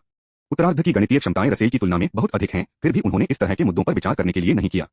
बंदर मजाक के बारे में हेनरी पोइंकेरे की मृत्यु के बाद खोजे गए डायरी और पांडुलिपियों के अनुसार उन्होंने वास्तव में उन लोगों को माना जो गणित को बंदरों के रूप में नहीं समझते थे। शायद उनके विचार में रसेल सिर्फ एक उच्च स्तरीय बंदर था जिसने पत्थर के उपकरणों में महारत हासिल की थी। अंत में पहले से ही इसे पढ़े, यह सब बकवास है, एक तीन शरीर समस्या मजाक है, खांसी। और अंत में मैं एक सिफारिश वोट के लिए पूछ सकता हूं, मैं वास्तव में पूछने के लिए शर्मिंदा हूं। अध्याय 362 समाप्त हुआ। अध्याय 368 से 121 प्रतिक्रिया। वांग क्यूई ने कुछ कठोर शब्दों को गिरा दिया और फिर आगे बढ़े। जल्द ही वानफा संप्रदाय के निवास पर पहुंच गए। उन्हें उम्मीद थी कि यह मामला होगा, क्योंकि धमकियों को जारी करने के बाद लड़ाई के लिए रोका जाना काफी शर्मनाक होगा। एक तलवार की रोशनी उसके सामने फैली हुई, भयंकर और शानदार। इस तलवार की रोशनी का हर विवरण वांग क्यूई से परिचित था, लेकिन स्टैकिंग के बाद उत्पादित शक्ति उसकी पहुंच से परे थी। तलवार की रोशनी के फैलने के बाद चेन यूजिया ने खुद को प्रकट किया। उसकी तलवार वांग क्यूई की ओर इशारा करती है, आप बहुत अभिमानी हैं। टीएसके अगर लड़ने में सक्षम होने का मतलब सही है तो दांव की तलाश करने की कोई आवश्यकता नहीं होगी। वांग क्यूई ने कहा, चेन यूजिया की तलवार को फुलाकर, अपनी तलवार, क्या आप करेंगे? चेन यूजिया बेमिसाल रहा। यह मत सोचो कि सिर्फ इसलिए कि आप कुछ राउंड के लिए मेरे साथ बख्श सकते हैं, आपका स्तर बहुत अधिक है और आपके सिद्धांत वास्तव में उपयोगी हैं। मैंने कभी भी वास्तव में खुद को उजागर नहीं किया है। बकवास। एक फाउंडेशन स्थापना मंच एक क्यूई खेती के चरण से गंभीरता से लड़ते हुए, क्या आप यहां तक कि वानफा संप्रदाय के सच्चे उत्तराधिकारी हैं? और आपके शब्द पहले बहुत अधिक थे। वांग क्यूई ने कहा, कृपया बातचीत के तर्क पर ध्यान दें, या कम से कम बातचीत को रैखिक रखें ताकि लोग समझ सकें। इसके अलावा इस तरह के वैचारिक संघर्षों में दोनों पक्ष एक दूसरे को बेकार के रूप में देखते हैं, इसलिए मैंने जो कहा वह अभी भी मेरी विचारधारा से मेल खाता है। जाइमन मास्टर ऐसा कह सकता है, लेकिन आप अभी तक वहां नहीं हैं। वांग क्यूई को देखकर, जिन्होंने अभी भी एक चंचल मुस्कुराहट का स्पोर्ट किया था, चेन यूजिया ने अपनी तलवार को मात दी। यह आपसे बात करने का कोई फायदा नहीं है, अन्य लोग उतने धैर्यवान नहीं होंगे जितना मैं रहा हूं। वो मुझे लगता है कि आप जानते हैं कि आप सामान्य विषय भी नहीं पा सकते हैं। उस समय जियांग चेनफेंग ने अचानक चेन यूजिया को कहने के लिए आध्यात्मिक अर्थ संचरण का उपयोग किया। मैं कहता हूं, क्या यह आपको अधिक सामान्य अभिव्यक्ति का उपयोग करने के लिए मार देगा? हम चेन यूजिया भ्रम में रुका। उन्होंने ध्यान नहीं दिया कि उनके पीछे वांग क्यूई ने भी भ्रम में जियांग चेनफेंग की ओर देखा। संदेश वास्तव में उन दोनों के लिए था। एक बाहरी को बनाए रखते हुए जियांग चेनफेंग आंतरिक रूप से मल्टीटास्किंग था। जैसा कि उन्होंने कहा, आप सिर्फ इस आदमी को क्यों नहीं बताते हैं? जल्द ही वानफा संप्रदाय से अन्य शिष्य होंगे जो आपको परेशानी पैदा करते हैं। सावधान रहें, यह अधिक सामान्य नहीं है। आप अभिमानी हो रहे हैं। क्या आप जानते हैं कि वानफा संप्रदाय से कितने काश्तकार हैं जो आपने नाराज कर दिया है? क्या यह आपको सिर्फ यह कहने के लिए मार देगा कि मैंने इसे माना है, या मैं अच्छी तरह से सहमत नहीं हो सकता?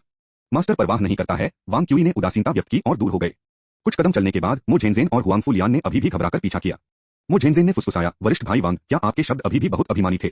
कि आपने अभी क्या कहा कि यह बकवास है, यह गणित भगवान द्वारा लिखा गया था? वांग क्यूई ने कहा, बहुत से लोग लंबे समय तक इसी तरह की बातें कहना चाहते थे, लेकिन वे सिर्फ खुद को जोर से कहने के लिए खुद को नहीं ला सकते।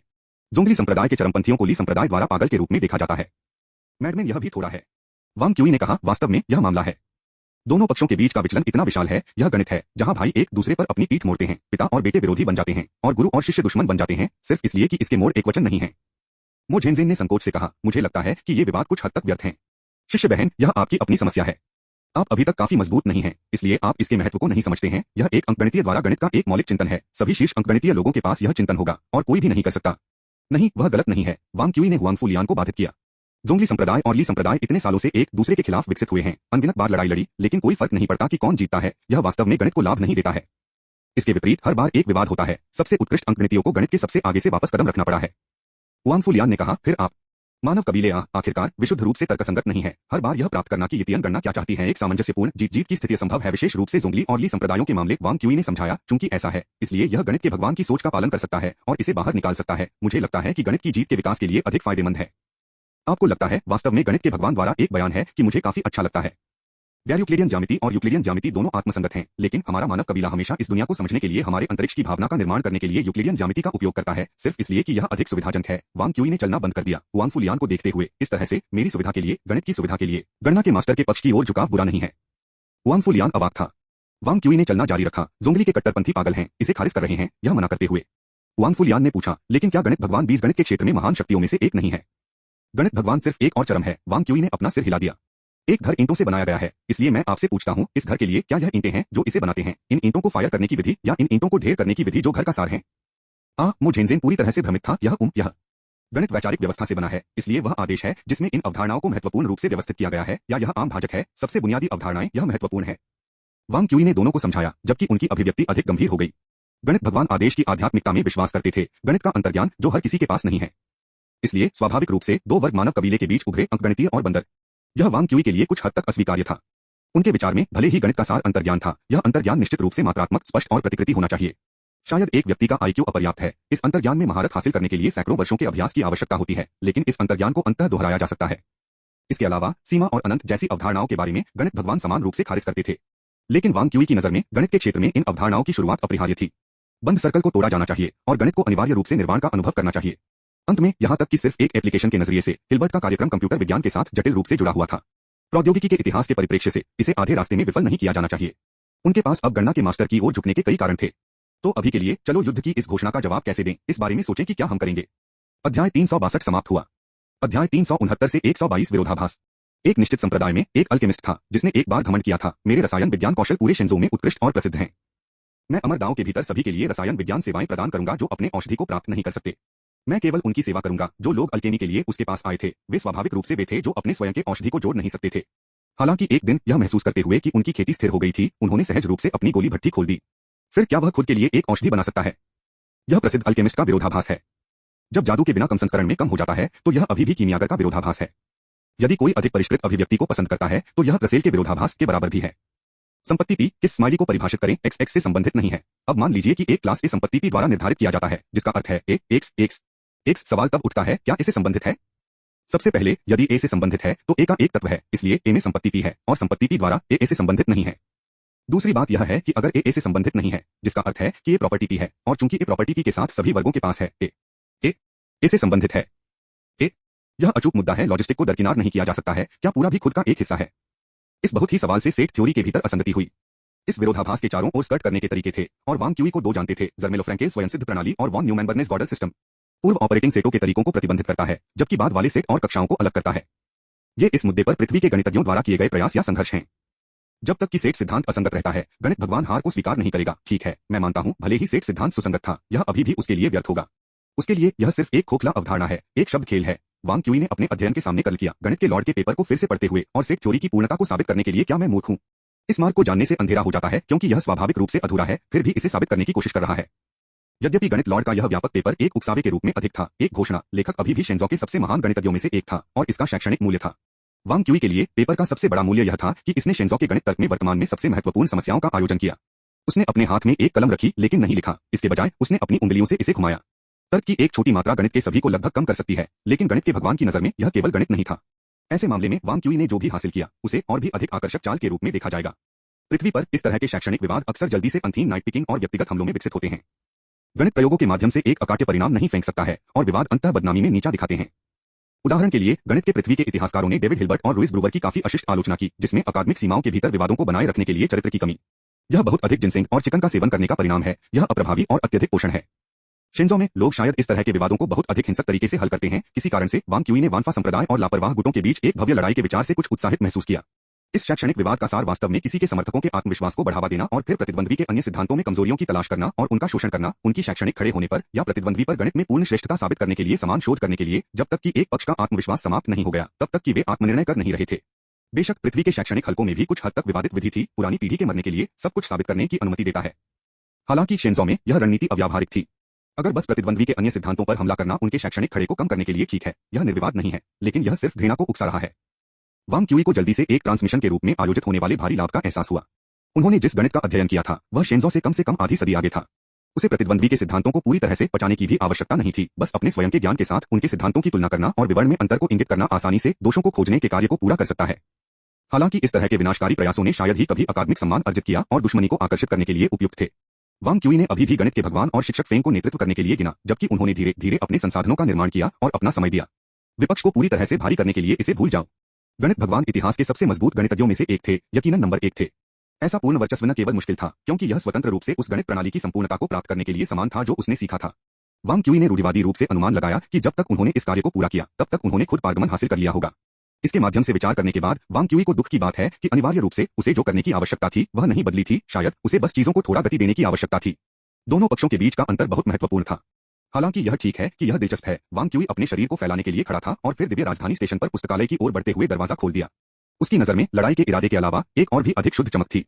उन्होंने शेंजो की मौजूदा प्रणालियों से परे गणित का अध्ययन किया था, इसलिए उन्हें पता था कि क्या यह गणित का स्वामी था या गणना का मास्टर था। चाहे वह ली संप्रदाय हो या कनेक्टिंग संप्रदाय, वे सभी इस बहस में पूरी तरह से पराजित होंगे जिसमें कोई विजयी नहीं था। गोडेल की अपूर्णता प्रमेय वास्तव में गणना के सही और आशावादी सपने के मास्टर को चकनाचूर करेगी, लेकिन भविष्य में गणित की नींव को अभी भी तर्क द्वारा फिर से बनाया जाएगा। इसलिए इस बहस में अस्थायी जीत और नुकसान ध्यान केंद्रित नहीं थे। जब दुनिया के सबसे महान अंकगणितीय एक ही मंच पर प्रतिस्पर्धा करते हैं तो वह खुद किस प्रतिभाशाली को हासिल कर सकता है। वांग क्यूई से अनभिज्ञ एक नया तूफान पी रहा था। वानफा संप्रदाय के भीतर गहरी गणित के भगवान ने मोनोग्राफ को फेंक दिया, जिसे वह जमीन पर पकड़े हुए था और हंसते हुए, इतने साल बीत चुके हैं फिर भी यह अभी भी ये जटिल चीजें हैं श्री 11, क्या आप शायद इन वर्षों में प्राचीन विधि में वापस जाने की योजना बना रहे हैं? यहां तक कि अपने उत्कृष्ट क्यूई खेती के कौशल के साथ शी बाज के रंग क्रोध के साथ अंधेरा हो गया। पंग जियाई केवल मौखिक रूप से उनका मजाक नहीं उठा रहा था, कुछ ही समय पहले उन्होंने अपने दुर्जय गणित कौशल के साथ 10,000 अमर भ्रम के दायरे में से जबरन शी बाज के शिष्यों को संचालित किया था। यह युद्ध की एक स्पष्ट घोषणा थी। पैंग सीनियर के पास अभी भी अपना पुराना आकर्षण है, बस आपके कच्चे कागजात की तरह है। पंग जियाली ने हंसते हुए कहा, मैं वास्तव में एक चीज के लिए यहाँ हूँ। दूसरे के इरादों के बारे में अनिश्चित शी बाज ने उसे संदेह के साथ देखा। मैं इस बार यहाँ लंबे समय तक नहीं रहूंगा, लेकिन मैं आपको गणित दाव को निराश करने की अनुमति नहीं दे सकता। पैंग जियाली की आंखों में तीखेपन की एक चमक भड़क गई, तो हम कैसे एक शर्त बनाते हैं? क्या शर्त है? अगर मैं हार जाता हूं तो मैं वापस जाऊंगा। यदि आप हार जाते हैं तो आप मेरे लिए जाएंगे। श्री हिल्बर्ट और श्री ब्रूवर यह वास्तव में एक त्रासदी है। श्री ब्रूवर अपने उग्र स्वभाव और विचारहीन टिप्पणियों के लिए जाने जाने वाले जिनसिंग रोस्टर का उपयोग करने वाले पहले व्यक्ति थे। दुर्भाग्य से अनजाने में पूरे जर्मन गणित समुदाय का अपमान करने के बाद आमतौर पर श्री हिल्बर्ट ने अंततः अपना स्वभाव खो दिया और गोटिंगेन में काम करने वाले सभी विद्वानों को एकजुट किया, आइंस्टीन को छोड़कर दूसरे पक्ष की आलोचना करने के लिए। उन्होंने सोचा कि मिस्टर ब्रूवर जल्दी से शासन करेंगे, जिससे उन्हें ईश्वरीय कौशल को आराम से वापस लेने की अनुमति मिलेगी। लेकिन श्री ब्रूवर अत्यधिक अकर्मण्य थे, वह गुस्से से बीमार पड़ गए और यहां तक कि श्री हिल्बर्ट पर अपना दिमाग खोने का आरोप लगाया और फिर यह वास्तव में एक त्रासदी है। अध्याय 362 समाप्त हुआ। अध्याय 370 से 123 3 टुकड़े। यह बात क्या है? जब वांग क्यूई ने अपनी कलम उठाई तो पूरी दुनिया चुप हो गई। सबसे पहले उन्होंने एक मामूली उत्साह महसूस किया। उस युग में जब उन्होंने पृथ्वी पर गणित का अध्ययन किया, विशेष रूप से संचालन के दायरे में प्रतीकात्मक तर्क भाषा का गहरा उपयोग पहले ही शुरू हो चुका था। यह ठीक उसी पहलू था जो गणित भगवान ने हिरासत में लिया था। यह भी था कि उन्हें गणना के मास्टर की बेहतर छाप थी। हिल्बर्ट की मृत्यु के बाद गणित में पृथ्वी बिखरने वाले बदलाव हुए, क्रांतियों के साथ न केवल एक बार हो रहा था। 1+1 के बराबर 2 नहीं बदले थे, लेकिन इस प्रारंभिक समीकरण की व्याख्या में कई संशोधन हुए थे। शायद औसत व्यक्ति के लिए यह कोई अर्थ नहीं था। उनके जीवन में उन्हें जो गणित की आवश्यकता थी वह 3 अंकों की संख्या गुणा और 2 अंकों की संख्या के साथ विभाजन और विभाजन के साथ जोड़ और घटाव था, और यूक्लिडियन ज्यामिति 3 आयामों से अधिक नहीं थी। लेकिन अधिक मूलभूत और अधिक उन्नत दोनों स्थानों में इसने बहुत कुछ निर्धारित किया। वांग क्यूई धीरे धीरे शेंजो के गणित को एक ऐसे डोमेन में ले जा रहा था जिससे वह अधिक परिचित था। हालांकि उत्साह की उनकी भावना जल्दी से कठिनाई की बढ़ती भावना से डूब गई थी। कोई है जिसने 10 मीटर ब्रॉडबैंड का अनुभव किया है, निश्चित रूप से 2 मीटर ट्रिकल का आनंद लेने वाला नहीं है। 20वीं सदी की 20वीं शताब्दी की तुलना में 21वीं सदी के गणित में कुछ हद तक ऐसा स्वाद था। कई वर्षों तक शेंजो में अध्ययन करने के बाद वांग क्यूई को 2 मीटर ट्रिकल के आदी होना चाहिए था। लेकिन बड़ी फाइलों को डाउनलोड करते समय वह मदद नहीं कर सकता था, लेकिन 10 मीटर इंटरनेट की गति को याद करता है। अंकगणित प्रणाली की स्थिरता एक ऐसी बड़ी फाइल थी। गोडेल जैसे दिग्गजों के कंधों पर खड़े होकर वांग क्यूई इस मुद्दे को जल्दी से समझ सकता है, लेकिन उन महान शक्तियों द्वारा विकसित गणितीय उपकरणों का उपयोग किए बिना इसे कदम से साबित करने के लिए यह वास्तव में बहुत मुश्किल है, वांग क्यूई ने कहा। यह एक पहाड़ था, एक एकांत शिखर 1000 रेन ऊंचा था। वह एक बार दूसरों की ताकत के साथ वहां खड़ा था, तेजी से और भी उच्च स्थानों पर जा रहा था। लेकिन अब उसे पूर्ववर्तियों द्वारा छोड़े गए चढ़ाई गियर के पूर्ण सेट का उपयोग किए बिना उसे खुद पर चढ़ने की जरूरत थी। इसके बाद कुंबारे का एक एकल नृत्य था। क्योंकि वह कोई प्रगति नहीं देख सकता था, इसलिए वह थोड़ा निराश होने लगा। उन्होंने महसूस किया कि अगर किसी के साथ चर्चा करने के लिए कोई था तो यह बहुत बेहतर हो सकता है। कोई आश्चर्य नहीं कि सीखे हुए लोग हमेशा एक साथ काम करना पसंद करते हैं, यहाँ तक कि आइंस्टीन भी नियमित रूप से काम से बाहर और बाहर घड़ी करेंगे। उन्होंने सोचा, चेन यूजिया के लिए अपनी उदासीनता को दबाने में असमर्थ। हालांकि जब वह बोलती थी तो छोटी लड़की बहुत गुस्सा थी। वह काफी स्मार्ट थी और चर्चा के लिए एक सहकर्मी माना जाता था। हालांकि किसी कारण से चेन यूजिया को शुद्ध गणित के लिए एक चरम अरुचि थी, जो एक लागू गणितज्ञ से अपेक्षित होगा। वांग क्यूई इस पर स्पष्ट था, इसलिए उसने जानबूझकर चेन यूजिया की दृष्टि से बाहर कर दिया। काम बाद में और अधिक चुनौतीपूर्ण हो गया और टेडियम की भावना बढ़ने लगी। वांग क्यूई ने अपनी कलम को नीचे रखा, थोड़ा पछतावा करने लगा। गोडेल पूर्णता प्रमेय एक साधारण तर्क प्रक्रिया के साथ काम करने के लिए थी और अपूर्णता प्रमेय अविश्वास के बिंदु के लिए आश्चर्यजनक रूप से सरल थी। यह उस महान गणितज्ञ के ज्ञान से संबंधित एक प्रतिभा थी, लेकिन एक बार बताया गया, यह जटिल नहीं था। हालांकि वांग क्यूई काम कर रहा था, हालांकि एक जटिल काम था। उन्होंने एक बार फिर अपने अहंकार को पहचान लिया। अपने साथियों के बीच, चाहे वह सुजुन्यू या चेन यूजिया था, दोनों एक सैद्धांतिक स्तर पर उसके नीचे एक पायदान थे। संचय के 2 जीवनकाल, पृथ्वी के अधिक उन्नत गणित, खेती से चतुर मस्तिष्क के साथ संयुक्त ने उसे शक्तिशाली बना दिया था। लेकिन इतिहास में सबसे प्रतिष्ठित व्यक्तियों की तुलना में वह अभी भी कमी थी। थोड़ा के लिए अहंकारी हो गया और वास्तविकता से स्मैक हो गया। वांग क्यूई ने आत्मवंचित रूप से बड़बड़ाया, फिर उसके सिर को गले लगाया और डेस्क पर एक छोटा आराम किया। उन्हें लगता है कि उनके प्रयास व्यर्थ थे। वह काफी अच्छी तरह से जानता था कि अपूर्णता प्रमेय से पराजित होने से पहले गणना की अत्यंत आशावादी सोच के मास्टर ट्रांसफिनाइट इंडक्शन के माध्यम से पूर्णता और स्थिरता की प्रमाण प्रक्रिया को दरकिनार नहीं करेंगे। और गणित के भगवान के लिए इस सामान को गणित बिल्कुल नहीं माना गया था। वह गणित के उतने शौकीन नहीं थे जैसा कि उन्होंने दावा किया था, क्योंकि उनके अंतिम जीवन में वह लागू गणित की ओर अधिक झुकाव था। वह अभी भी दिल से एक भौतिक विज्ञानी था। लेकिन लगभग तुरंत एक और अजीब सनसनी ने उसे पकड़ लिया, जिससे उसे चलते रहने का आग्रह किया गया।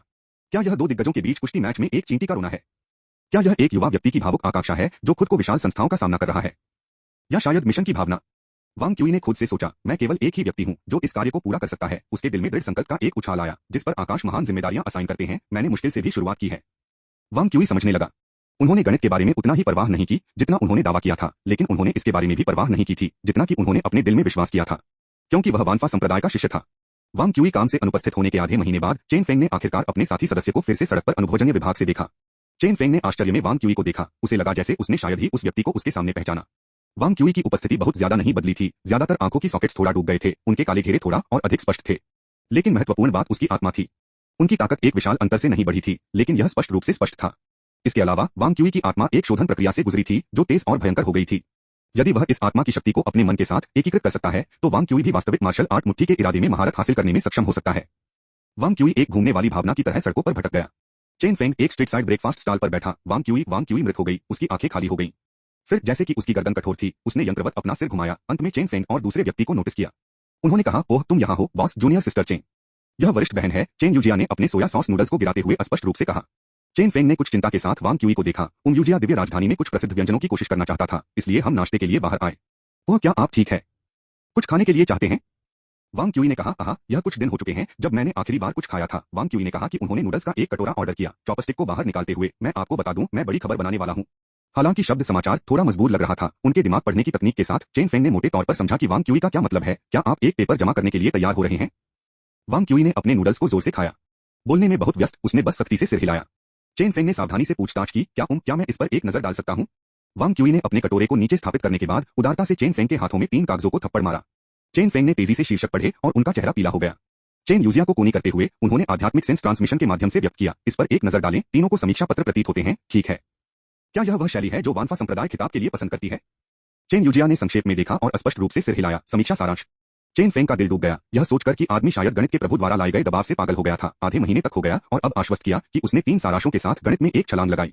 उन्होंने धीरे से वांग क्यूई की ओर चेन यूजिया के सामने मसालों को धक्का दिया। शर्मीली मत बनो, अच्छी तरह से खाओ और कागज जमा करने के बाद ठीक से आराम करना सुनिश्चित करें।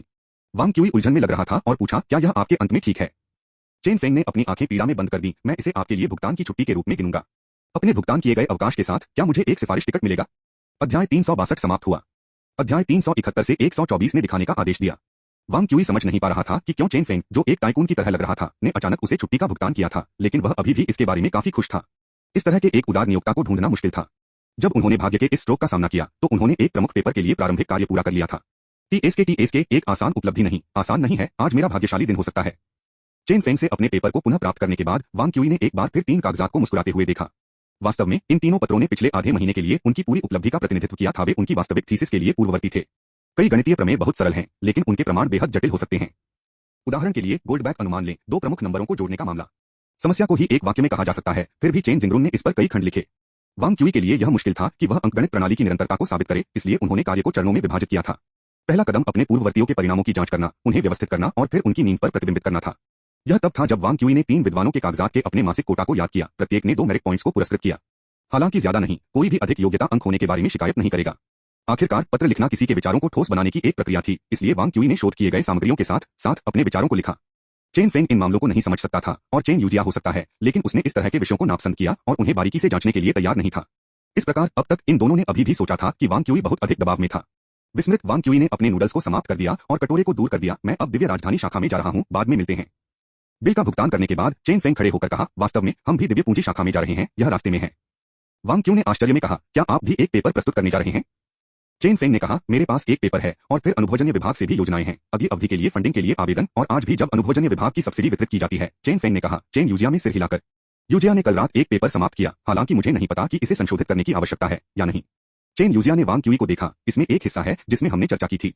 क्या आपको बुरा लगता है अगर मैं आपको दूसरे लेखक के रूप में नीचे रखूं? वांग क्यूई ने विनम्रता से जवाब दिया, मुझे नहीं लगता कि यह आवश्यक है, क्योंकि जब आप इसे लिख रहे थे तो मैंने कोई सुझाव नहीं दिया और मुझे नहीं पता। चेन यूजिया ने आसानी से सहमति व्यक्त की, फिर इसे भूल जाओ। वो वरिष्ठ बहन, आप वास्तव में सीधे हैं। यह वरिष्ठ बहन है।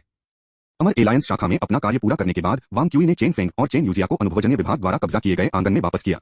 यह मुझे काम करने की जरूरत के कारण कॉर्पोरेट जुनून के प्रकार नहीं था। आखिरकार उसके पास अभी भी कम से कम एक और दिन का भुगतान अवकाश था, इसलिए थोड़ा आराम करना ठीक था। उनका प्रारंभिक लक्ष्य चेन फेंग के उच्च ग्रेड कैलकुलेटर थे। हालांकि नेटबुक सुजुनियो ने उसे चैट और वीडियो कॉल भी दिया था, जो बेहतर इंटरनेट अनुभव से इनकार करेगा। आखिरकार चेन फेंग के पास प्रक्रिया करने के लिए इतना डेटा नहीं था। चेन यूजिया को सूचित करने के बाद वांग क्यूई ने खुले तौर पर उस कैलकुलेटर की शक्ति का हिस्सा पहुंचा और अपनी चेतना को 10,000 अमर भ्रम के दायरे में डुबो दिया। एक बार जब उन्होंने मूल इंटरफेस में प्रवेश किया तो वांग क्यूई ने जल्दी से संपर्क स्क्रॉल खोला, यह देखने के लिए कि कौन उपलब्ध था। उसे अपने आनंद को साझा करने के लिए किसी को जानकार की तत्काल आवश्यकता थी। चेन फेंग की संभावना समझ में नहीं आएगी और चेन यूजिया निश्चित रूप से इस तरह की चीजों पर चर्चा नहीं करेंगे, इसलिए उन्होंने इसके बजाय एक और परिचित की तलाश करने का फैसला किया। मूल रूप से वह सिर्फ यह देखना चाहता था कि क्या बाओ जियाया या सुजुनियो आसपास थे। अप्रत्याशित रूप से उनकी संपर्क सूची में सभी नामों ने एक नरम सफेद प्रकाश उत्सर्जित किया, यह बताते हुए कि हर कोई ऑनलाइन था। क्या संयोग है, वांग क्यूई ने अपने आध्यात्मिक अर्थ के साथ बाओ जियाया के नाम को म्यूट कर दिया और सक्रिय कर दिया। सफल वरिष्ठ भाई की तुलना में सुंदर वरिष्ठ बहन से बात करना स्पष्ट रूप से अधिक सार्थक था, है ना? वांग क्यूई की चेतना डूबने लगी। उसे लगा जैसे वह एक लंबी गहरी सुरंग से गुजर रहा हो। फिर से प्रकाश देखने से पहले लगभग 10 या उस सेकंड लग गए। हालांकि उससे पहले का दृश्य उसे आश्चर्यचकित कर दिया। यह वो परिवार का परिचित अनन्य वातावरण नहीं था, बल्कि एक बड़े पैमाने पर अध्ययन था। अध्ययन में कोई छत नहीं थी, कोई मंजिल नहीं थी, बस अनगिनत बुकशेल्फ चुपचाप एक शून्य में निलंबित कर दिया गया था। सभी बुकशेल्फ्स के केंद्र में एक डेस्क थी और फेंग लुई वहां बैठी थी, कुछ के माध्यम से फ्लिप कर रही थी। अपना सिर उठाए बिना उसने उसके विपरीत सीट की ओर इशारा किया और कहा, वांग क्यूई बैठो और बात करते हैं। वांग क्यूई के मुंह ने चिकोटी डाली, शिक्षक फेंग, यह क्या है? आपके लिए इंतजार कर रहे हैं। फेंग लुई ने दस्तावेज को उसके हाथ में डाल दिया। अपनी परिधीय दृष्टि में वांग क्यूई ने देखा कि यह उन 3 पत्रों के रूप में लग रहा था जिन्हें उन्होंने अभी अपलोड किया था। फेंग लुई ने वांग क्यूई के हैरान टकटकी को नजरअंदाज कर दिया और मुस्कुराया, इन दिनों जब भी आप 10,000 अमर भ्रम के दायरे में प्रवेश करते हैं, कोई फर्क नहीं पड़ता कि आप क्या कर रहे हैं, आप मेरे सामने समाप्त हो जाते हैं। वांग क्यूई चकली, समय आपके लिए बहुत कीमती है, आप कैसे कर सकते हैं? फेंग लुई ने कहा, हाँ, विचारों को अंतिम रूप से गुना करने के बाद अब समय का मुद्दा कीमती होने का मुद्दा नहीं है। अभी वानफा संप्रदाय में मैं केवल एक ही हूँ जिसके पास आपके लिए इंतजार करने के लिए अवकाश है। तुम मेरे लिए क्या इंतजार कर रहे हो? फेंग लुई गंभीर हो गया, गणित भगवान वापस आ गया है। क्या आपने उसका पेपर देखा है? वांग क्यूई ने सिर हिलाया, काफी बोल्ड, युद्ध की एक बोल्ड घोषणा। आप कहने का मतलब है, सही है। फेंग लुई, वांग क्यूई को देखकर, मैंने सुना है कि कुछ दिन पहले इस पेपर पर आपकी टिप्पणी पढ़ी गई थी, पूरी तरह से बकवास थी। वांग क्यूई ने कहा, यह फैल गया है। यह टियालिंग रिज में बाहरी शिष्यों के साथ शुरू हुआ, लेकिन अब यह हर जगह फैल गया है। वानफा संप्रदाय के आंतरिक संप्रदाय और सच्चे उत्तराधिकारियों से कई लोग आपको नीचे ले जाने के लिए संघर्ष कर रहे हैं। वांग क्यूई शब्दों के लिए एक नुकसान में था, एक क्यूई कल्टीवेटर पर उठाने वाले नीम स्थापना काश्तकारों का एक समूह, क्या उन्हें कोई शर्म नहीं है? फेंग लुई ने गंभीरता से कहा, वास्तव में क्यूई खेती के चरण में कुछ हैं। आपके कुछ पूर्ववर्तियों अभी भी क्यूई खेती के चरण पर हैं। मेरा मतलब है, वांग क्यूई ने अपने सिर को खरोंच दिया, मैंने कुछ साल बाद प्रवेश किया क्योंकि उन्होंने किया था, इसलिए हारना शर्मनाक नहीं है ना?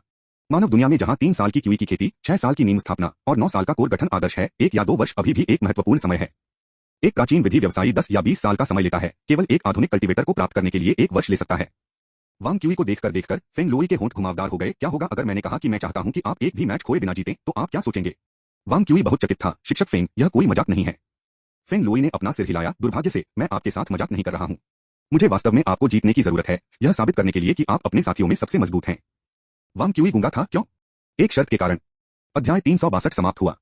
अध्याय 372 से 125 दा। वांग क्यूई के लिए अज्ञात एक जगह में एक भयानक संघर्ष पहले से ही फट गया था। यह लड़ाई लापरवाह स्तर पर व्यक्तियों के बीच थी। हालांकि इसका प्रभाव पूरे वानफा संप्रदाय में फैल गया था। वानफा संप्रदाय के सभी शिष्यों को स्पष्ट रूप से 3 भागों में विभाजित किया गया था, ली संप्रदाय, जोंगली संप्रदाय और बहुत कम संख्या में न्यूट्रल। दाव सरल था, 3 महीने तक सीमित था, गणित के भगवान या गणना के मास्टर का पक्ष जो अधिक परिणाम उत्पन्न कर सकता था, वह विजेता होगा। वांग क्यूई कुछ हैरान था। पृथ्वी पर इस प्रकार की परियोजनाओं को एक समय में 10 या 20 वर्षों के लिए योजना बनाई गई थी और यहां तक कि सबसे आशावादी उम्मीदों से 3 से 5 साल से कम समय तक परिणाम नहीं मिलेंगे। गणित के प्रभु को केवल 3 महीनों में गणना के मास्टर को दूर करने का आत्मविश्वास कहां से मिला? यह सब आवश्यकता से बाहर है। फेंग लुई ने अपना सिर हिला दिया। गणित भगवान के पास ज्यादा समय नहीं है।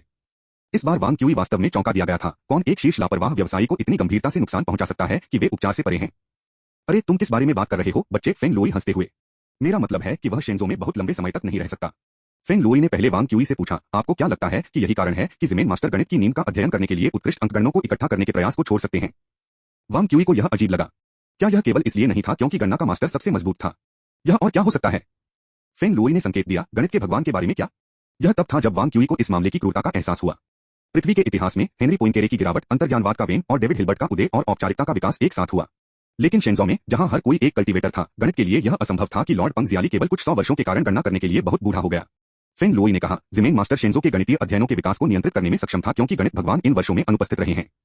गणित के भगवान के अलावा कोई भी ज़िमेन मास्टर को चुनौती देने की हिम्मत नहीं करता है। इसी तरह ज़िमेन मास्टर से अलग बहुत कम लोग गणित के भगवान की खुले तौर पर आलोचना करने की हिम्मत करते हैं। और एक कारण है कि गणित भगवान शेंजो के गणितीय अनुसंधान में सबसे आगे कदम रखते हैं। वांग क्यूई बहुत हैरान था, क्या गणित भगवान नहीं है कि वह जो कुछ भी चाहता है करने के लिए है? गणित भगवान एक स्मार्ट आदमी है। फेंग लुई ने स्पष्ट रूप से बात की, क्या आप जानते हैं कि अमर गठबंधन का मौलिक खोज क्या है? दांव की तलाश और डीओ की तलाश के लिए आवश्यक शर्तें। आवश्यक शर्तें? क्या आप आवश्यक लेकिन अपर्याप्त स्थितियों के बारे में बात कर रहे हैं? वांग क्यूई ने विचार में डूब गया। हम कई हैं। अनुसंधान सामग्री, मांग का दिल। फेंग लुई ने सबसे महत्वपूर्ण बात की, उत्तरजीविता। वांग क्यूई को देखकर अभी भी हैरान दिख रहा है। उसने अपने हाथों को लहराया और उसके सामने एक स्केल का एक मॉडल बनाया। यदि दांव की तलाश करने के लिए सभी आवश्यक शर्तों को इस स्केल पर अंकित किया गया था, तो बहुत ही शीर्ष पर एक निश्चित रूप से अस्तित्व होगा। केवल एक जीवित रहने से दो की तलाश कर सकती है। दांव की तलाश करें, और दांव की तलाश के लिए सबसे महत्वपूर्ण बात यह है कि जीवित रहना है। वांग क्यूई ने अपनी ठुड्डी को घूरते हुए शिक्षक फेंग के रूप में इस स्केल को आनंद और बनाए रखने और बढ़ते एंट्रोपी के ब्रह्मांड में किसी के कम एंट्रोपी स्तर को बनाए रखने और सुधारने के लिए इस पर अंकित किया। फेंग लुई ने एक गड्ढे में जवाब दिया, मैं बढ़ते एंट्रोपी के ब्रह्मांड में किसी के कम एंट्रोपी स्तर को बनाए रखने और सुधारने के लिए समझ सकता हूं। दांव की तलाश के लिए आनंद एक आवश्यक शर्त क्यों है? यह अच्छा है, यह अच्छा है। वांग क्यूई चकित, कृपया जारी रखें। फेंग लुई ने संदेह के साथ वांग क्यूई को देखा। सौभाग्य से, वाक्यांश बढ़ते एंट्रोपी के एक ब्रह्मांड में किसी के कम एंट्रोपी स्तर को बनाए रखना और सुधारना एक बहुत ही स्पष्ट आधुनिक शैली थी और संभवतः गायब अमर के जन्मजात ज्ञान के बारे में कुछ नहीं हो सकता था। उन्होंने कहा, अमर गठबंधन की स्थापना कुछ मामलों से निपटने के लिए की गई थी। कई गुप्त स्थान हैं जिनके लिए लापरवाह चिकित्सकों को दबाने की आवश्यकता होती है और कुछ कार्यों को लापरवाह चिकित्सकों द्वारा देखरेख की जानी चाहिए, जबकि कुछ कार्य निरंतर संचार को बनाए रख सकते हैं और शेंजो की अनुसंधान प्रगति के साथ रह सकते हैं, अन्य लोगों को एक दिन प्राप्त करने में सक्षम हैं। तो जब अमर गठबंधन पहली बार स्थापित किया गया था, तो बहुत कुछ का एक चित्र था। फेंग लुई ने अपनी मुस्कान में शेडेनफ्रूड के एक संकेत के साथ कहा, गणित भगवान बहुत अशुभ था। वांग क्यूई ने कुछ नहीं कहा। उन्हें राहत मिली कि उन्होंने प्रवेश करने पर केवल कैलकुलेटर की शक्ति का एक हिस्सा इस्तेमाल किया था। यह आभासी शरीर बहुत यथार्थवादी प्रतिक्रियाएं नहीं दिखाएगा, जैसे दिल की धड़कन। उन्हें यकीन था कि उनका भौतिक शरीर टैचिकार्डिया का अनुभव कर रहा होगा। एक साल पहले ज़ेन चान की चेतावनी फिर से उसके कानों में बज रही थी। अमर गठबंधन में एक दुर्जय दुश्मन है। लापरवाह मंच से नीचे का कल्टीवेटर भी इस युद्ध में भाग लेने के लिए योग्यता नहीं रखते हैं। यह वास्तव में मजेदार नहीं है। फेंग लुई ने कहा, मैं आपको इस मामले के बारे में बहुत ज्यादा नहीं बता सकता। यह पर्याप्त है कि आप इसका कारण जानते हैं। जाहिर तौर पर अब वांग क्यूई को स्वीकार करते हुए और उसे अमर गठबंधन के हिस्से के रूप में देखा, तो हमारे पास केवल 3 महीने हैं। हमें 3 महीने के भीतर विजेता का निर्धारण करना चाहिए। क्या होगा अगर गणना का मास्टर हार जाता है? गणित भगवान गुप्त दायरे की रक्षा करेंगे, फेंग लुई ने जवाब दिया। मैंने पहले कहा है, गणना के मास्टर से अलग बहुत कम लोग गणित के भगवान का सीधे सामना कर सकते हैं। जब तक गणित भगवान शेंजो में रहता है, तब तक शेंजो में गणित का विकास शेंजो में लीन की ओर झुकने के लिए बाध्य होता है। वांग क्यूई ने विचार किया, लेकिन इन 3 महीनों में हम आवश्यक रूप से परिणाम उत्पन्न करने में सक्षम नहीं हो सकते हैं। फेंग लुई ने कहा, गणित भगवान ने हमेशा खुद सबूत करने के लिए तिरस्कार किया है। वह सृष्टि से प्यार करता है और केवल गणित की स्वर्गीय तिजोरी बनाने की इच्छा रखता है। दूसरी ओर ज़िमेन मास्टर नींव रखने के लिए गणित की पृथ्वी को खोजने की उम्मीद करता है। गणित भगवान को बनाना पसंद है, इसलिए वह अपनी रचनाओं का उपयोग परिणामों के रूप में कर सकता है। मैं समझता हूं कि वह कई काम कर सकता है, लेकिन नुकसान भी हैं। यह व्यक्ति बहुत गर्व है, बिना किसी अनुयायी के एक कुंवारा। वांग क्यूई ने पूछा, लेकिन एक और समस्या है, हम परिणामों के मूल्य को कैसे निर्धारित करते हैं? वरिष्ठ 11 की सभी उपलब्धियों को गणित भगवान द्वारा गैरगणितीय माना जाता है। स्वाभाविक रूप से अन्य लोग मूल्यांकन करेंगे, फेंग लुई ने कहा। कौन? वांग क्यूई ने संदेह से पूछा। कौन गणित के प्रभु और गणना के मास्टर की उपलब्धियों का न्याय करने के लिए योग्य है? ताई स्वर्गीय आदरणीय। उसे फेंग लुई ने शायद ही कभी गर्व का निशान दिखाया हो। ओल्ड एआई ने हमेशा सोचा था कि ली संप्रदाय और जोंगली संप्रदाय के बीच संघर्ष मेंढक और चूहों के बीच एक लड़ाई थी, लेकिन वह मून पैलेस टॉड और शून्य सूर्य चूहे के बीच विवाद का न्याय कैसे कर सकता है? जो लोग एक विकल्प बना सकते हैं, वे केवल तटस्थ वानफा संप्रदाय से लापरवाह और ग्रैंड मास्टर्स हैं। वांग क्यूई को देखा, फेंग लुई की ककट की चमक गई। इन लोगों में सबसे महत्वपूर्ण वो परिवार और बाइजी गॉड मोनार्क के सदस्य हैं। अब के लिए वो परिवार के बारे में चिंता मत करो, वे सबसे अधिक संभावना आपकी ओर झुकेंगे। बाइजी गॉड मोनार्क को युवा पीढ़ी, विशेष रूप से विनम्र उत्पत्ति के साथ लेकिन असाधारण प्रतिभा के साथ, जब तक आप अच्छा प्रदर्शन करते हैं, तब तक आप निश्चित रूप से उसका ध्यान आकर्षित करेंगे। हम डीओ कलाकृति पुरस्कार जीतने में आपकी मदद करने के लिए हमारी पूरी कोशिश करेंगे और आपके डीओ कलाकृतियों को जीतना हमारे लिए सबसे बड़ी मदद होगी। वांग क्यूई का खून एक पल के लिए उबला हुआ था, इससे पहले कि वह थोड़ा सा असंगति महसूस करे। वो परिवार के बारे में क्या चिंता मत करो का मतलब है? आधार सभी गलत है, शिक्षक। अध्याय 362 समाप्त हुआ। अध्याय 373 से 126, वह टीम जो खुद को एक पिटाई के लिए प्रस्तुत करती है। 10,000 अमर इल्यूजन रेलम के एक अन्य हिस्से में लापरवाह गिरोह के कई सदस्यों को एक साथ रखा गया था, गणना में गहराई से तल्लीन किया गया था। उनमें से नेता कोई और नहीं था, न कि गणना के मास्टर 11 बाइचे। यहाँ के अधिकांश लोग शेंजो में गेटिंग वंश से कुलीन विद्वान थे। उनमें से किसी एक में गणित में प्रगति के ज्वार को निर्देशित करने की क्षमता थी, लेकिन अब एक गणितीय चुनौती से निपटते हुए वे एक साथ इकट्ठा हुए थे। चुनौतियों में सबसे कठिन और एक जो आने वाले सदियों से गणित के प्रक्षेपवक्र को निर्धारित करने के लिए निर्धारित किया गया था। उस समय भीड़ के केंद्र में बैठकर फेंग लुई ने कहा, एक नया पेपर है। फेंग लोई 10,000 इमोर्टल्स ट्रू मिरर के साथ जुड़े हुए थे। उनकी कंप्यूटिंग क्षमताएं थीं, जो गणित में उनके स्तर को पार कर गईं, जिससे उन्हें अपनी कुछ चेतना को बाहरी दुनिया में ले जाने की अनुमति मिली। सभी ने अपना काम बंद कर दिया। यदि फेंग लोई ने एक महत्वपूर्ण पेपर का उल्लेख किया है, तो पेपर निश्चित रूप से सभी के लिए एक नजर के लायक था। जल्द ही प्रत्येक व्यक्ति के सामने प्रकाश की एक स्क्रीन दिखाई दी। बहने वाली अंगूठी अमर एरोची मुस्कुराई और कहा, वांग क्यूई, यह नाम मैंने इसे अब दूसरी बार देखा है। भीड़ ने अच्छे स्वभाव की हंसी का एक दौर छोड़ दिया। युवा प्रतिभाओं की उपस्थिति ने हमेशा आनंद लाया। केवल 11 बाइचे ने एक नजर में वांग क्यूई के इरादों को मान्यता दी। उन्होंने कहा, संगतता को चुनौती देने का लक्ष्य है। किसी ने कहा, युवा हिरन बाघ से डरता नहीं है। शिबाच ने अपनी आंखें बंद कर लीं। इस दृष्टिकोण की व्यवहार्यता का विश्लेषण करना चाहते थे, लेकिन फेंग लोई ने उससे आगे बात की, यह संभव है। एक बहुत आविष्कारशील विचार। वह वास्तव में इस कठिन चुनौती के माध्यम से तोड़ने में सक्षम हो सकता है। हालांकि फेंग लोई ने जल्दी से समस्या को इंगित किया, यह विचार अभी भी एक प्रतिभा की अवधारणा के साथ है, लेकिन यह धर्मी मार्ग नहीं है। यह केवल एक आश्चर्यजनक कदम के रूप में काम कर सकता है। यह बिल्कुल वैसा ही था जैसा वांग क्यूई ने अनुमान लगाया था। गोडेल की अपूर्णता प्रमेय प्रस्तावित होने से पहले ली संप्रदाय की महान शक्तियां एक ऐसी विधि को स्वीकार नहीं करती हैं जो प्रमेय को दरकिनार करती है। वे एक बॉस को हराना चाहते थे और खेल को हराना चाहते थे। खेल को एहसास नहीं था कि एक बग था, बॉस अजय था और केवल धोखाखोर के साथ हार सकता था। जैसा कि हर कोई जानता है, जो खिलाड़ी धोखाखोर और धोखाखोर जैसी तकनीक पर ध्यान केंद्रित करते हैं। फिर भी फेंग लोई ने एक अलग राय की पेशकश की, संप्रदाय नेता, केवल 3 महीने बचे हैं। हम गणित के भगवान को सिर्फ अंतरिम उपलब्धियों के साथ हराने में सक्षम नहीं हो सकते हैं। शिबाच ने विचार किया, चलो इस जूनियर के साथ समस्या का अध्ययन करने के लिए एक लापरवाह गिरोह को असाइन करें, बच्चे की सहायता करने के लिए, न कि अपने लिए किसी और के विचारों का दावा करने के लिए। मास्टर, क्या मुझे यह करना चाहिए? शिबाच के शिष्य ए केमेंग ने स्वयंसेवक के लिए अपना हाथ उठाया।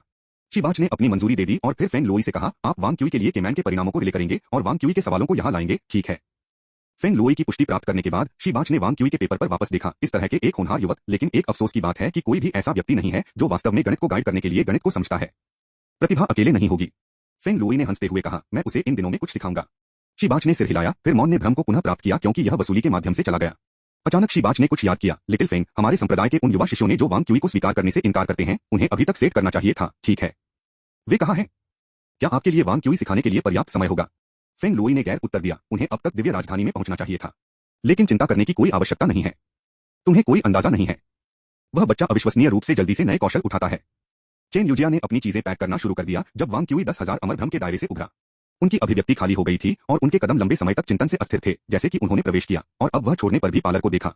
चेन यूजिया ने कहा, क्या आपने नहीं कहा कि आप आराम करने जा रहे हैं? क्या आपने कुछ निषिद्ध पथ रैंक का उपयोग किया है? कैलकुलेटर कंप्यूटर से अलग होते हैं कि कई स्पेल इफेक्ट्स को सीधे महसूस किया जा सकता है। यहाँ वर्चुअल रियलिटी केवल एक गेम नहीं है, बल्कि एक पथ रैंक है जो सीधे आनंद का उत्पादन करने के लिए आत्मा को उत्तेजित कर सकता है। वांग क्यूई ने अपना हाथ लहराया और पूछा, क्या सीनियर फेंग लोई का कोई शिष्य है? वे कहते हैं कि वह कुछ ले गया है, लेकिन वे फर्श स्वीपिंग लैड के स्तर पर अधिक हैं, सच्चे उत्तराधिकारी नहीं। चेन यूजिया ने जवाब दिया। मैं यह जानता था, वांग क्यूई ने अपने मंदिरों को दबाते हुए कहा। वह निश्चित रूप से उस तरह का है जो शिष्यों को पढ़ाने का तरीका नहीं जानता है। उसे अब मौत से बचने की भावना थी। बस अब फेंग लोई ने उन्हें बताया कि उन्हें डीएओ विरूपण साक्ष्य पुरस्कार जीतने की जरूरत है, जिसके लिए उन्हें पहले पर्याप्त प्रतिभा का प्रदर्शन करना था। वांग क्यूई ने उम्मीद की थी कि वरिष्ठ no side effects cross space transmission तकनीक जैसा कुछ कर सकता है, लेकिन उसके आश्चर्य के लिए इस मुक्तोत्साही चरित्र ने समस्याओं को हल करने के लिए गर्मियों के लिए उसे बुलाया था। यह पहली बार था जब वांग क्यूई ने अपने दोनों जीवन में समस्याओं के एक महासागर का आतंक महसूस किया। निष्पक्ष होने के लिए चीनी हाई स्कूलों में समस्या से भयानक नहीं थे, कम से कम वांग क्यूई जैसे शीर्ष छात्र पर कोई दबाव नहीं था। उन्होंने उन लोगों को भी सार्वजनिक विश्वविद्यालयों और संयुक्त राज्य अमेरिका में प्रसिद्ध उच्च विद्यालयों की ओर देखा था, फिर भी उनमें से किसी ने भी उस पर कोई दबाव नहीं डाला। केवल इस बार फेंग लोई के साथ, केवल इस समय वांग क्यूई उन समस्याओं को भी याद नहीं कर सकता था जो उन्होंने हल की थीं। उन्होंने गणित में हर ज्ञात डोमेन को कवर करते हुए बेहोश किया। फिर फेंग लोई ने तलवारबाजी और मंत्र के बारे में ज्ञान का आदान प्रदान करने के लिए आगे बढ़ा। समान शारीरिक फिटनेस, मैना और कंप्यूटिंग पावर के साथ वांग क्यूई ने खुद को उसके खिलाफ एक भी दौर में रहने में असमर्थ पाया। इसके बाद फेंग लोई ने वांग क्यूई के साथ एक क्रैमिंग सत्र शुरू किया, जिसमें उनके गणित, तलवारबाजी और मंत्र को संबोधित किया गया। हालांकि फेंग लोई के शब्दों ने वांग क्यूई की सभी कमियों को तेजी से उजागर किया। वांग क्यूई ने अभी भी सोचा था कि आदमी बहुत क्रूर था। इसके अलावा फेंग लोई ने जोर देकर कहा कि वांग क्यूई इस क्रूर शिक्षा के लिए हर दिन 2 घंटे रिजर्व। चेन यूजिया ने सोचा कि वांग क्यूई ने अचानक इसे क्यों लाया, लेकिन उन्होंने समझाया, यह अच्छी तरह से जाना जाता है कि वरिष्ठ फेंग शिष्यों को नहीं सिखाता है क्योंकि कोई भी अपने विचारों के साथ नहीं रख सकता है। उन्हें लगता है कि समस्याएं जो वह एक नजर में जवाब देख सकते हैं, दूसरों के लिए असंबद्ध हैं। मैं जानता था। वांग क्यूई जमीन से उठने के लिए संघर्ष किया और बाहर चला गया। चेन फेंग ने अपनी टीम के सदस्यों के साथ बातचीत की और यार्ड में घूम रहे थे। वह वांग क्यूई को देखकर चौंक गया। आपके साथ क्या हुआ? आप बदतर लग रहे हैं। यह कुछ भी नहीं है, मुझे बस खाने की जरूरत है, वांग क्यूई ने जवाब दिया। चेन फेंग ने और भी अधिक व्यथित महसूस किया, यह सोचकर कि उसका दोस्त उनके अन्य साथियों द्वारा उजागर किया गया था। उसने वांग क्यूई के कंधे पर हाथ रखा और कहा, कुछ अच्छा खाना चाहते हैं? चिंता मत करो, भाई तुम्हें खाने के लिए बाहर ले जाएगा, चलो यूजिया, आहर को। दरवाजे पर एक दस्तक ने उन्हें बाधित किया और चेन फेंग ने इसे खोलने के लिए जल्दबाजी की। प्रवेश करने वाले कल्टीवेटर को वानफा संप्रदाय के मानकीकृत नीले वेस्टमेंट बागे में तैयार किया गया था, जिसमें चांदी के धागे में कशीदाकारी पैटर्न थे। यह वानफा संप्रदाय का एक आंतरिक संप्रदाय शिष्य था। वह चेन फेंग को अनदेखा करते हुए में चला गया और सीधे पूछा, यहाँ वांग क्यूई कौन है? अध्याय 362 समाप्त हुआ। अध्याय 374 से 127 चैलेंज लेटर। जियांग जियोंगली इमोर्टल इंस्टीट्यूट में 602वें बैच के एक नए शिष्य 2 साल के लिए वानफा संप्रदाय में थे और पहले से ही क्यूई की खेती के चरम पर फाउंडेशन की स्थापना के चरण में पहुंचने वाले थे। जियांग उत्कृष्ट योग्यता वाला एक शिष्य था। वह स्मार्ट था, बचपन से ही अपने मूर्ख चचेरे भाई के साथ वास्तव में कभी भी फिट नहीं था, लेकिन उसे लगा कि इसमें कुछ भी गलत नहीं है। यह अमर संस्थान में उनके पहले पाठ की तरह था, जहां प्रशिक्षक ने कई गणित समस्याओं का उल्लेख किया था जो 60,000 साल पहले से पारित हो चुके थे और उन्होंने पहाड़ों और समुद्रों को स्थानांतरित करने में सक्षम कई शक्तिशाली काश्तकारों को रोक दिया था। हालांकि जियांग ने पाया कि ये समस्याएं उतनी भयानक नहीं थीं जितनी कि प्रशिक्षक ने दावा किया था।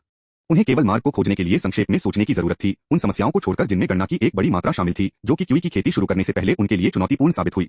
यह गणित के साथ उनकी पहली मुठभेड़ थी। उन्होंने महसूस किया कि इन गणितीय सिद्धांतों को उनके लिए नियत किया गया था, अन्यथा वह आध्यात्मिक रूप से उत्तरदायी सनसनी नहीं समझा सकते थे। यह पहली बार था जब उन्होंने गणित की खुशी का अनुभव किया था, शक्तिशाली के साथ रेसिंग की भावना। फिर भी जैसा कि उन्होंने याओ डिंग गणना पवित्र शास्त्र के अनुसार अभ्यास किया और जैसे जैसे यिन यांग याओ अपने एक्यू पॉइंट्स में बढ़े, उन्हें लगता है कि गणित सरल हो रहा था। इस समय उन्होंने पूर्व महान शक्तियों द्वारा उठाए गए रास्तों का अवलोकन करते हुए सैद्धांतिक ग्रंथों में भी तल्लीन करना शुरू कर दिया। इस प्रक्रिया के दौरान उन्होंने गणित भगवान के लेखन को देखा। वह पहली बार इतना आगे बढ़ा था कि वह भी रोया था। वास्तव में मैं गणित के लिए पैदा हुआ था। मेरी आध्यात्मिकता, मेरा अंतर्ज्ञान। हालांकि यह केवल वानफा संप्रदाय में प्रवेश करने पर था कि उन्होंने एक और प्रकार के गणित की खोज की, गणित के मास्टर की गणना। यांत्रिक, ठंडा, रचनात्मकता से पूरी तरह से रहित। उसे और भी अधिक निराशा हुई कि इस तरह का गणित वानफा संप्रदाय के भीतर प्रमुख बल था। सौभाग्य से दुनिया से लापरवाह की वापसी के साथ और समग्र स्थिति की देखरेख करने के लिए कोई भी नहीं उनके संप्रदाय के गणित में अभी भी मौजूद था। लेकिन सिर्फ 1 महीने पहले यह कमरा तेजी से सिकुड़ रहा था। वांग क्यूई नामक एक सच्चे शिष्य ने संतुलन को तोड़ दिया और गणना के मास्टर ने उस महत्वाकांक्षी योजना को फिर से लाया। और जब वांग क्यूई के अभिमानी बयान, समीक्षा की यह सब बकवास है, फैल गया, वह और उसके संप्रदाय के कुछ अन्य वफादार शिष्य पहले से ही नाराज थे। खासकर जब उन्हें पता चला कि वांग क्यूई केवल एक निर्वासित अमर था। वे गणित के भगवान और गणना के मास्टर के बीच प्रतिद्वंद्विता के बारे में नहीं जानते थे, न ही दाव के बारे में। लेकिन उन्हें गर्व की भावना थी। उस गर्व ने उन्हें एक संप्रदाय के रूप में एक साथ बैंड करने के लिए प्रेरित किया, वानफा संप्रदाय को छोड़ दिया और दिव्य राजधानी में आओ। उन्हें लगा कि उन्हें वांग क्यूई को सबक सिखाना होगा। उन्होंने इस आंगन के द्वार पर दस्तक दी, जो दिव्य राजधानी में तैनात अपने संप्रदाय के साथी से सुना है कि वांग क्यूई अनुभवजन्य विभाग में काम कर सकता है। चेन फेंग के बारे में एक सच्चे उत्तराधिकारी की टिप्पणियों ने उसके दिमाग से भड़काया, जिससे उसे अस्वीकृति से भर दिया गया। कायर, यहां तक कि गायब अमर के साथ टकरा। दरवाजे को खुला धकेलने के बाद उन्होंने एक नीम स्थापना की खेती करने वाला देखा। क्या यह चेन फेंग है? उसने अपने दिल में तिरस्कार को नकाब दिया और जोर से चिल्लाया, यहाँ वांग क्यूई कौन है? चेन फेंग टेलीपैथी के समान एक दिव्य कौशल होने के कारण पहले से ही अपनी आवाज में अनफ्रेंडली इरादे को महसूस कर चुका था। अधीरता के साथ एक स्वर के साथ उन्होंने पूछा, आप कौन हैं? वानफा संप्रदाय जियांग, जैसा कि जियांग आंगन में चला गया और वांग क्यूई और टियालिंग रिज से कुछ क्यूई खेती के शिष्यों को देखा, उन्होंने फिर से पूछा, वांग क्यूई कहाँ है? वांग क्यूई समझ गया और मुस्कुराया, मैं हूँ। जियांग ने लापरवाही से अपना हाथ स्वाइप किया, एक उज्ज्वल लाल चुनौती पत्र का निर्माण किया। यह एक चुनौती पत्र है। हम आपको 3 दिनों में एक द्वंद्व युद्ध में चुनौती देने की योजना बनाते हैं। जैसा कि उन्होंने अंतिम शब्द बोला, चुनौती पत्र ने वांग क्यूई की ओर एक कताई पहिया की तरह उड़ान भरी। वांग क्यूई मूल रूप से शेंजो में चैलेंज लेकर को जब्त करना चाहता था। चेन यूजिया, यह जानते हुए कि वांग क्यूई की स्थिति बहुत अच्छी नहीं थी, इसे पहले लिया। चेन यूजिया की अत्यधिक युवा उपस्थिति काफी भ्रामक थी और उसके बाद ही जियांग ने एक और फाउंडेशन प्रतिष्ठान की खेती करने वाले को नोटिस किया। उन्होंने चेन यूजिया को देखा और कहा, सीनियर सिस्टर चेन यूजिया ने लापरवाही से वांग क्यूई को सामरिक पत्र पारित किया, यह इंगित करने के लिए अपना हाथ लहराया कि इस मामले का उसके साथ कोई लेना देना नहीं था, और फिर एक तरफ कदम रखा। यह कार्रवाई कुछ हद तक नाराज होकर जियांग, जिसने खुद को सोचा था, क्या यह आदमी फ्रीलाइडिंग है? वांग क्यूई की अभिव्यक्ति ऐसा था जैसे वह एक चुनौती पत्र नहीं ले रहा था, लेकिन इसके बजाय एक निमंत्रण। उनके स्वर ने खुशी का संकेत दिया, पत्रों या हथियारों की एक प्रतियोगिता। अंकगणों के पास अभी भी एक साहित्यिक प्रतियोगिता के लिए नियम थे। इस प्रकार के द्वंद्वों में एक दूसरे को समस्याएं शामिल थीं, यह देखने के लिए कि कौन उन्हें पहले हल कर सकता है। समस्याओं को पूरा करने के लिए एकमात्र नियम यह था कि समस्याओं को मूल होना था और प्रस्तावक को समाधान पता होना चाहिए। जैसा कि आप चाहते हैं, जियांग ने कहा, उसका चेहरा मजाक उड़ा रहा है। बस पहले से स्पष्ट करने के लिए, इस बार हम में से 7 आ गए हैं। नीम की स्थापना के नेतृत्व में सच्चे शिष्य किन चुने। यदि यह एक साहित्यिक प्रतियोगिता है तो वह भाग ले रहे होंगे, बस आपके शील्ड के रूप में जाइमन के 23 सवालों का उपयोग न करें। तो अगर यह एक मुकाबला द्वंद्व है तो यह क्यूई खेती शिष्यों के साथ है। वांग क्यूई की आंखें खतरनाक तरीके से चमकती थीं। साहित्यिक युगल बहुत परेशान है, मैं सीधा मुकाबला पसंद करता हूँ।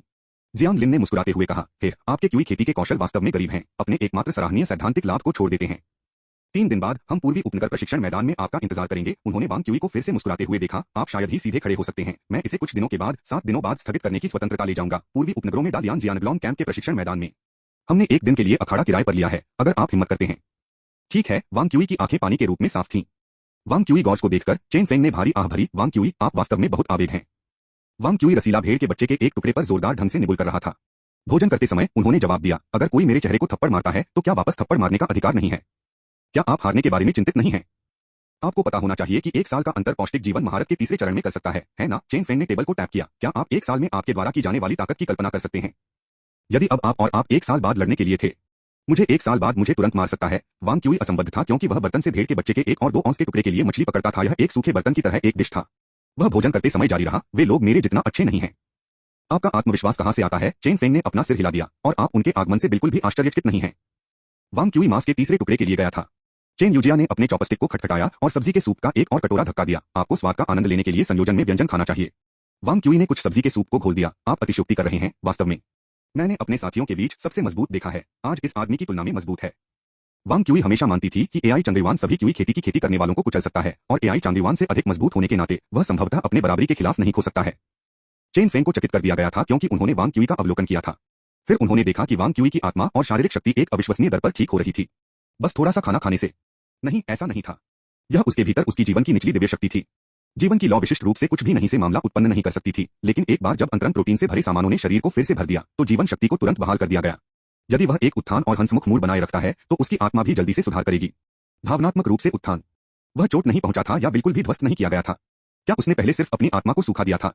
चेन फेंग ने अचानक महसूस किया कि वांग क्यूई को वास्तव में जीतने का मौका मिल सकता है। एक बार फिर वोटों के लिए पूछ रहे हैं, धन्यवाद। अध्याय 362 समाप्त हुआ। अध्याय 375 से 128 7 दिन। स्थिति इस तरह है, वांग क्यूई ने 10,000 अमर भ्रम के दायरे में फेंग लोई से कहा, उन घटनाओं को याद करते हुए जो एक दिन पहले हुई थीं। पवित्र प्रकाश जीवन लौ की एक निचली दिव्य शक्ति के रूप में आत्मा और आत्मा डोमेन पर ध्यान केंद्रित करने के साथ लगभग पूरी तरह से उसकी विकृत आत्मा को फिर से भर दिया था। फेंग लोई को वांग क्यूई की कहानी के उद्देश्य को पूरी तरह से समझ नहीं आ रहा था। वांग क्यूई ने यह समझाना जरूरी महसूस किया, आपने मुझे सभी को उड़ाने के लिए कहा, क्या हम कुछ लक्षित प्रशिक्षण नहीं करते हैं? फेंग लोई ने वांग क्यूई एसक्यू पर नजर डाली, क्यों परेशान? ठीक है, मेरा मैना निश्चित रूप से उन लोगों के रूप में अच्छा नहीं है जिन्होंने मुझे 2 साल पहले प्रशिक्षण शुरू किया था। फेंग लोई ने अभी भी अपना सिर हिलाया, अगर यह शुद्ध मन में सिर्फ एक अंतर है तो 3 बार तक मैना एक मौलिक अंतर बनाने के लिए पर्याप्त नहीं है। एक प्राचीन विधि चिकित्सक के लिए मन की मात्रा सीधे एक लड़ाई के परिणाम को निर्धारित कर सकती है, लेकिन एक आधुनिक कल्टीवेटर के लिए मैना जीत तय करने में कई कारकों में से एक था। युद्ध में दिव्य कौशल, मंत्र और मार्शल कौशल अधिक निर्णायक थे। यह ऐसा था जब पृथ्वी के लोग लड़ते थे, जब दोनों पक्ष ठंडे हथियारों का इस्तेमाल करते थे तो शारीरिक शक्ति एकमात्र कारक थी। लेकिन एक बार दोनों पक्ष प्रतिबंधों के बिना आग्नेयास्त्रों का उपयोग कर सकते थे, व्यक्तिगत शारीरिक शक्ति बहुत कम महत्वपूर्ण हो गई। फेंग लोई ने वांग क्यूई पर सख्ती से देखा, हालांकि मैंने आपको जीतने के लिए कहा था, इस मामले के लिए अपनी गति को बाधित न करें। आपका प्राथमिक कार्य अभी गणित का अध्ययन करने के लिए अभी भी है। इसके बाद दोनों ने एक बार फिर गणितीय समस्याओं में खुद को डुबो दिया। वांग क्यूई ने महसूस किया कि कार्य तेजी से मुश्किल हो रहा है। हाल के दिनों में फेंग लोई ने लगातार चुनौतीपूर्ण और गहन समस्याओं को लाया था, सभी ट्रांसफिनाइट इंडक्शन के माध्यम से अंकगणित प्रणालियों की संगतता को साबित करने से संबंधित हैं। जैसे जैसे फेंग लोई के साथ चर्चा गहरी होती गई, समस्याएं अधिक कठिन होती गईं और आवश्यक गणना में वृद्धि हुई। फेंग लोई खुद के एक अवतार के रूप में अधिकांश कंप्यूटेशन लोड को बोर करते हैं, लेकिन वांग क्यूई ने अभी भी खुद को मानसिक रूप से कगार पर थका दिया था। इसने वांग क्यूई को एहसास दिलाया कि उन्होंने शिंजो के अंकगणनों को कम करके आंका था। अन्य बातों के अलावा फेंग लोई के मात्र अवतार, एक एकल दिव्य विचार और उनकी कंप्यूटेशन शक्ति का एक अंश वांग क्यूई को बहुत आगे बढ़ाया। इसने उसे महसूस किया कि उसे अपनी खेती की योजनाओं में तेजी लाना चाहिए। जब भी वांग क्यूई अपनी सीमा तक पहुंचा तो फेंग लोई उसे मंत्र, मार्शल कौशल में निर्देश देगा या कुछ तकनीकी अंतर्दृष्टि साझा करेगा। कभी कभी वांग क्यूई भी फेंग लोई से अपनी मैजिक फाउंडेशन के निर्माण की सलाह के लिए कहेंगे। फेंग लोई एक अच्छा गुरु नहीं था, लेकिन उसका सैद्धांतिक ज्ञान असाधारण था।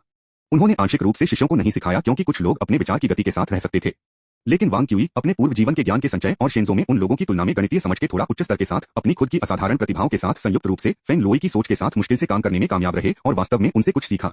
प्रत्येक गुजरते दिन के साथ वांग क्यूई की ताकत में बहुत सुधार हुआ। ईश्वरीय राजधानी के उत्तरी उपनगर में अमर गठबंधन सराय में यदि एक आधुनिक कल्टीवेटर डिवाइन कैपिटल में आया तो वह ज्यादातर ईश्वरीय कैपिटल मैदान the life beings research hall में स्थित अमर गठबंधन की चौकी के लिए लक्ष्य रखेगा। अधिकांश आधुनिक काश्तकारों ने इस वजह से दिव्य पूंजी में प्रवेश नहीं करना पसंद किया, इसलिए अमर एलायंस इन शहर के अंदर के बजाय अनुसंधान हॉल के बगल में स्थित था, जैसा कि कहीं और आम था। सु वेनहोंग एक जेड कप पकड़े हुए चांदनी के नीचे अकेले बैठे थे। जेड कप ने पेय के रंग को बढ़ाया, जिससे एम्बर तरल को एक सुनहरा रंग के साथ चमक दिया गया। लंबे काले बाल उसके कंधों पर लिपटे हुए उसने एक सुरुचिपूर्ण आकृति काट दी। कुछ पेय के बाद सु वेनहोंग ने प्रशंसा की, यह शराब अच्छी है। दिव्य राजधानी वास्तव में दुनिया की सबसे भव्य जगह है, शायद पूरे शिंजो से सभी सर्वश्रेष्ठ चीजों को इकट्ठा कर रही है। यह सिर्फ एक अफसोस की बात है कि प्राचीन विधि के वंशज नहीं जानते कि सबसे अच्छी चीजें हमेशा स्वतंत्र होती हैं। एक और सुंदर आदमी अंधेरे से उभरा।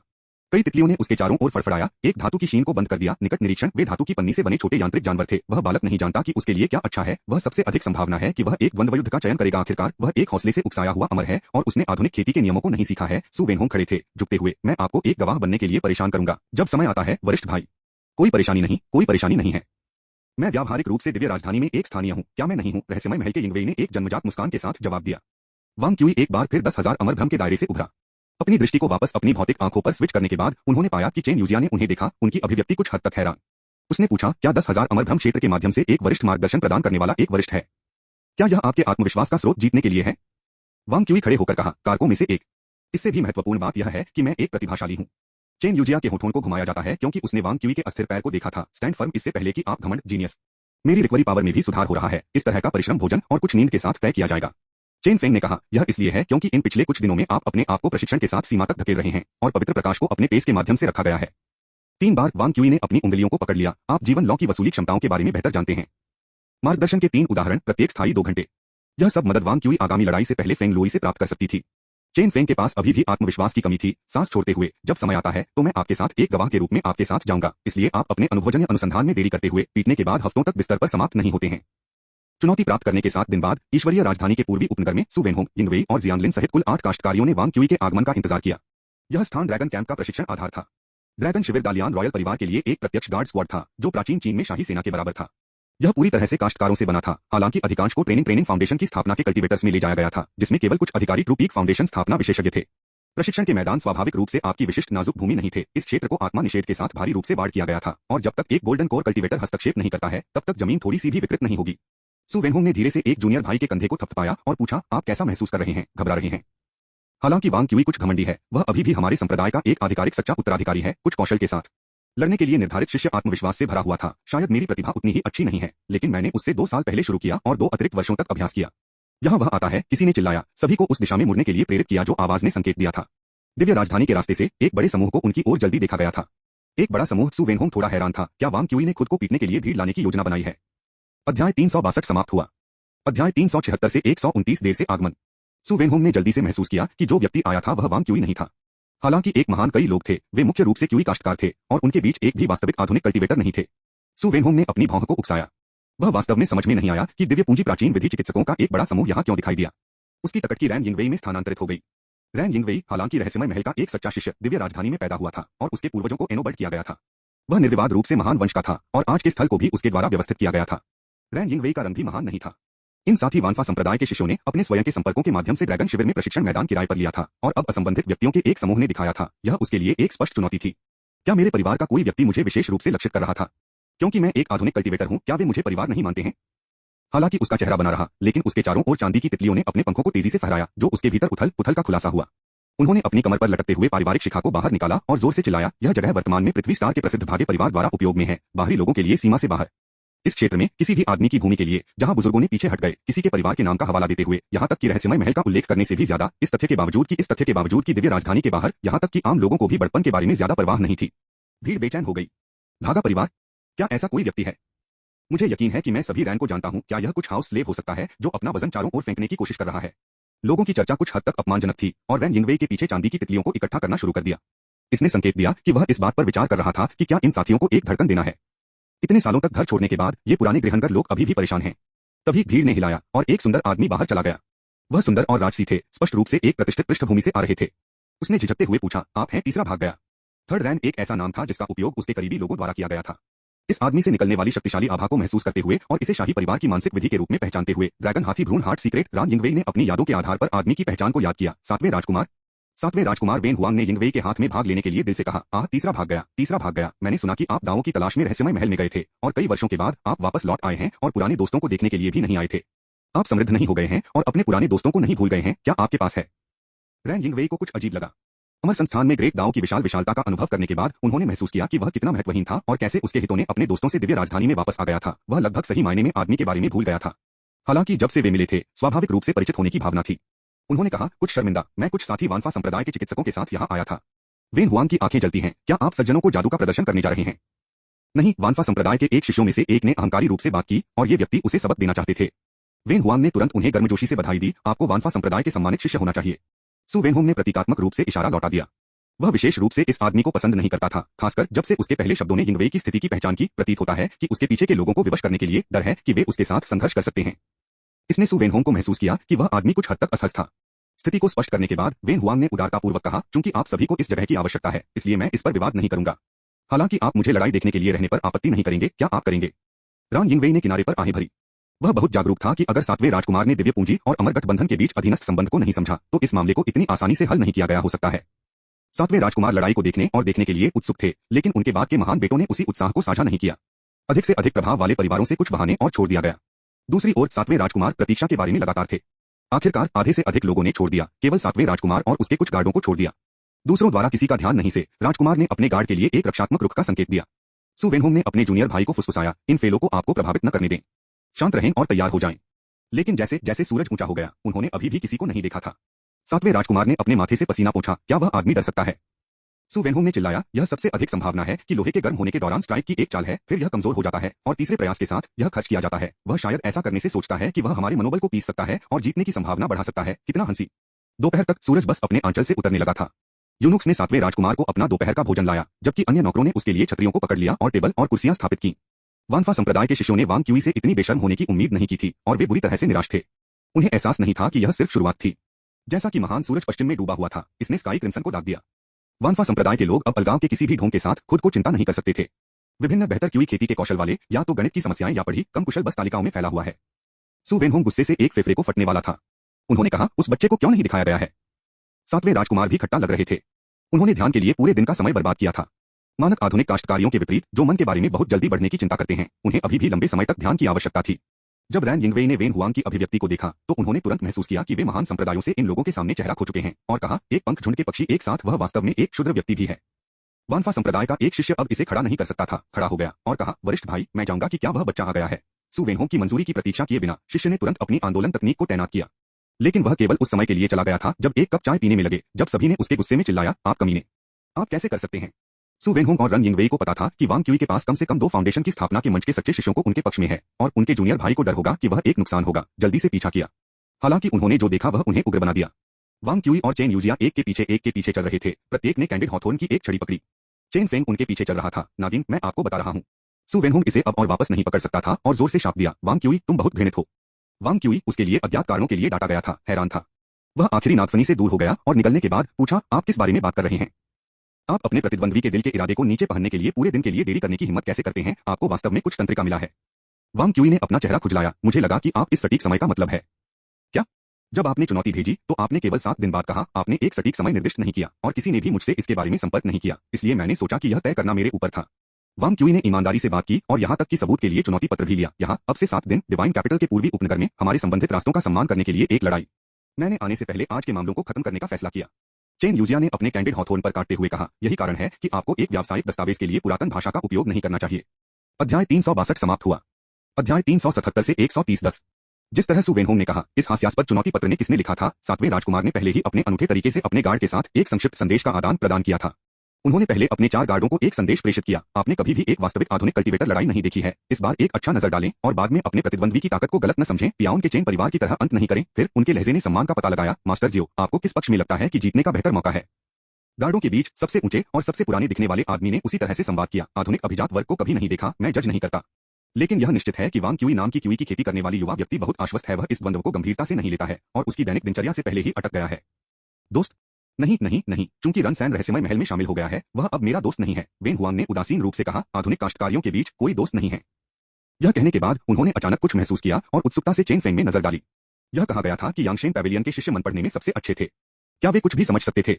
7वें राजकुमार के विचारों का अनुमान लगाते हुए एल्डर जियो ने एक आश्वस्त भावना को प्रेषित किया, चिंता करने की कोई आवश्यकता नहीं है। यह नई अनियंत्रित प्राचीन गुप्त तकनीक कुछ ऐसा नहीं है जो इन आधुनिक हेटिक्स को समझ सकता है। इस समय आधुनिक समय के दोनों पक्ष पहले ही मैदान में प्रवेश कर चुके थे। चेन फेंग ने वेन हुआंग और अन्य को एक अजीब रूप दिया। उन्होंने अपनी अमित्र भावनाओं को महसूस किया और पूछताछ की, दिव्य राजधानी से इन दोस्त साथियों के साथ क्या बात है। रान यिंगवेई ने कहा, मेरा दोस्त दिन भर मेरे साथ इंतजार कर रहा है। पूरे दिन इंतजार किया, इसलिए नाराजगी है। चेन फेंग ने एक मुस्कुराहट के साथ अपना सिर हिलाया। जैसे जैसे समय बीतता गया, वांग क्यूई ने लड़ाई को कम से कम गंभीरता से लिया। उन्होंने दूसरे पक्ष से आज जल्दी आने का आग्रह किया था, फिर भी वांग क्यूई ने इत्मीनान से दिन के डेटा को संसाधित किया, भोजन खाया और फिर खाने के बाद टहलने वाले किसी व्यक्ति के रवैये के साथ आया। इस तरह से चीजों को संभालने से भी उन्हें चेन फेंग लोगों से मिलने के लिए शर्मिंदा महसूस हुआ। दूसरी ओर वांग क्यूई ने ऐसी कोई शर्मिंदगी महसूस नहीं की। यदि यह 7 दिन पहले होता तो वह इसे गंभीरता से ले सकता था, लेकिन पिछले 7 दिनों में वह फेंग लुई के साथ दैनिक अध्ययन कर रहा था और धीरे धीरे इस पियरलेस लापरवाह मास्टर के अटूट विश्वास से संक्रमित था। कंपोजिट के साथ दृष्टिकोण किसी भी स्थिति को अपनी खुद की लय को बाधित करने की अनुमति नहीं देता है, अपनी खुद की कदम तकनीक को धीमा करने के लिए। इसके अलावा इन मूर्खों को एक दिन के लिए दिव्य राजधानी के बाहर धूप में बासना देना बल्कि मनोरंजक था। हाँ, वह यह था। शुरुआत से अंत तक वांग क्यूई ने कभी भी दूसरे पक्ष के मनोबल को कमजोर करने के बारे में नहीं सोचा था। वह मैदान के केंद्र में वार्म अप अभ्यास कर रहे थे, एक ही समय में पूछते हुए, तो आप कह रहे हैं कि यह तय करना है कि हम कैसे लड़ते हैं, है ना। सु वेनहोंग ने कहा, यह सही है, लेकिन ऐसा लगता है कि जूनियर भाई एक शारीरिक लड़ाई लेने पर नरकुला है। 10 जब वांग क्यूई ने उदासीन रूप से उस शब्द का उच्चारण किया तो सु वेनहोंग स्थिति को समझने में विफल रहे। 10 को संदर्भित करता है। मैं 10 लड़ना चाहता हूं, वांग क्यूई ने कहा कि उसने लापरवाही से अपनी लंबी तलवार खींची, दूसरों की ओर इशारा करते हुए, एक साथ आओ, एक भव्य अवसर। चेन यूजिया ने ठंड से पीछे से इशारा किया, गवाह के लिए केवल 8 अधिकारी हैं और दर्शकों सहित केवल 17 लोग हैं। वानफा संप्रदाय के शिष्य जो पहले से ही वांग क्यूई के खिलाफ सामना करने के लिए तैयार थे, ने गुस्से में विस्फोट किया, 10 अनावश्यक हैं, मैं अकेले आपको अपने सिर के साथ एक चूहे की तरह दूर कर सकता हूं। क्या आप अपना नाम देने नहीं जा रहे हैं? वांग क्यूई ने कमी के साथ पूछा। आप सभी मेरा नाम जानते हैं, है ना? वानफा संप्रदाय गोंगशू युवाओं ने अपनी तलवार खींची और जैसा कि चरित्र शू ने अपने होंठ छोड़ दिए, तलवार आगे बढ़ गई। वानफा संप्रदाय के शिष्य एक तलवारबाजी का पीछा करते हैं ताकि वह बाल को विभाजित कर सके और शिष्य एक तलवार के साथ सभी कुशल होते हैं, साथ ही पहली चाल को जब्त करने के लिए तेज तलवार का लाभ उठाने के महत्व को भी समझते हैं। वांग क्यूई हालांकि अभी भी एक ढीले और आराम से वहां खड़े थे। उसके हाथ में तलवार आने वाले लॉन्गस्वॉर्ड को पैरी करने का प्रयास कर रही थी, लेकिन उसकी तलवार की नोक उनके ब्लेड से चूक गई, जिससे प्रतिद्वंद्वी ने उस पर जोर दिया। जिस तरह लॉन्गस्वॉर्ड अपनी कलाई को पियर्स करने वाला था, वांग क्यूई ने अचानक अपना हाथ घुमाया। फिर जीवन में आने की तरह उसकी तलवार ने अपने सिर को हिला दिया और अपनी पूंछ को छेड़ दिया, प्रतिद्वंद्वी के लॉन्गस्वॉर्ड के गुरुत्वाकर्षण के केंद्र को ठीक करते हुए। यह तलवार की चाल विशेष रूप से आश्चर्यजनक नहीं थी, लेकिन कुंजी सटीकता में थी, यह एकदम सही था। इस हड़ताल के साथ वांग क्यूई ने खुद को एक तलवार का अंतर अर्जित किया। उनकी तलवार ने इस एक तलवार के अंतराल का शोषण किया और फिर वह बल के साथ जोर देकर अभी भी प्रतिद्वंद्वी के मैना पर मौके पर निशाना साधते हुए अभी भी बल और टोक की गणना करते हैं। उन्होंने सबसे साधारण विधि का उपयोग एक बार फिर से प्रतिद्वंद्वी के लॉन्गवॉर्ड को एक तलवार अंतराल से बाहर धकेलने के लिए किया। गोंगशू की पलक चली गई, यह महसूस करते हुए कि वह लापरवाह था।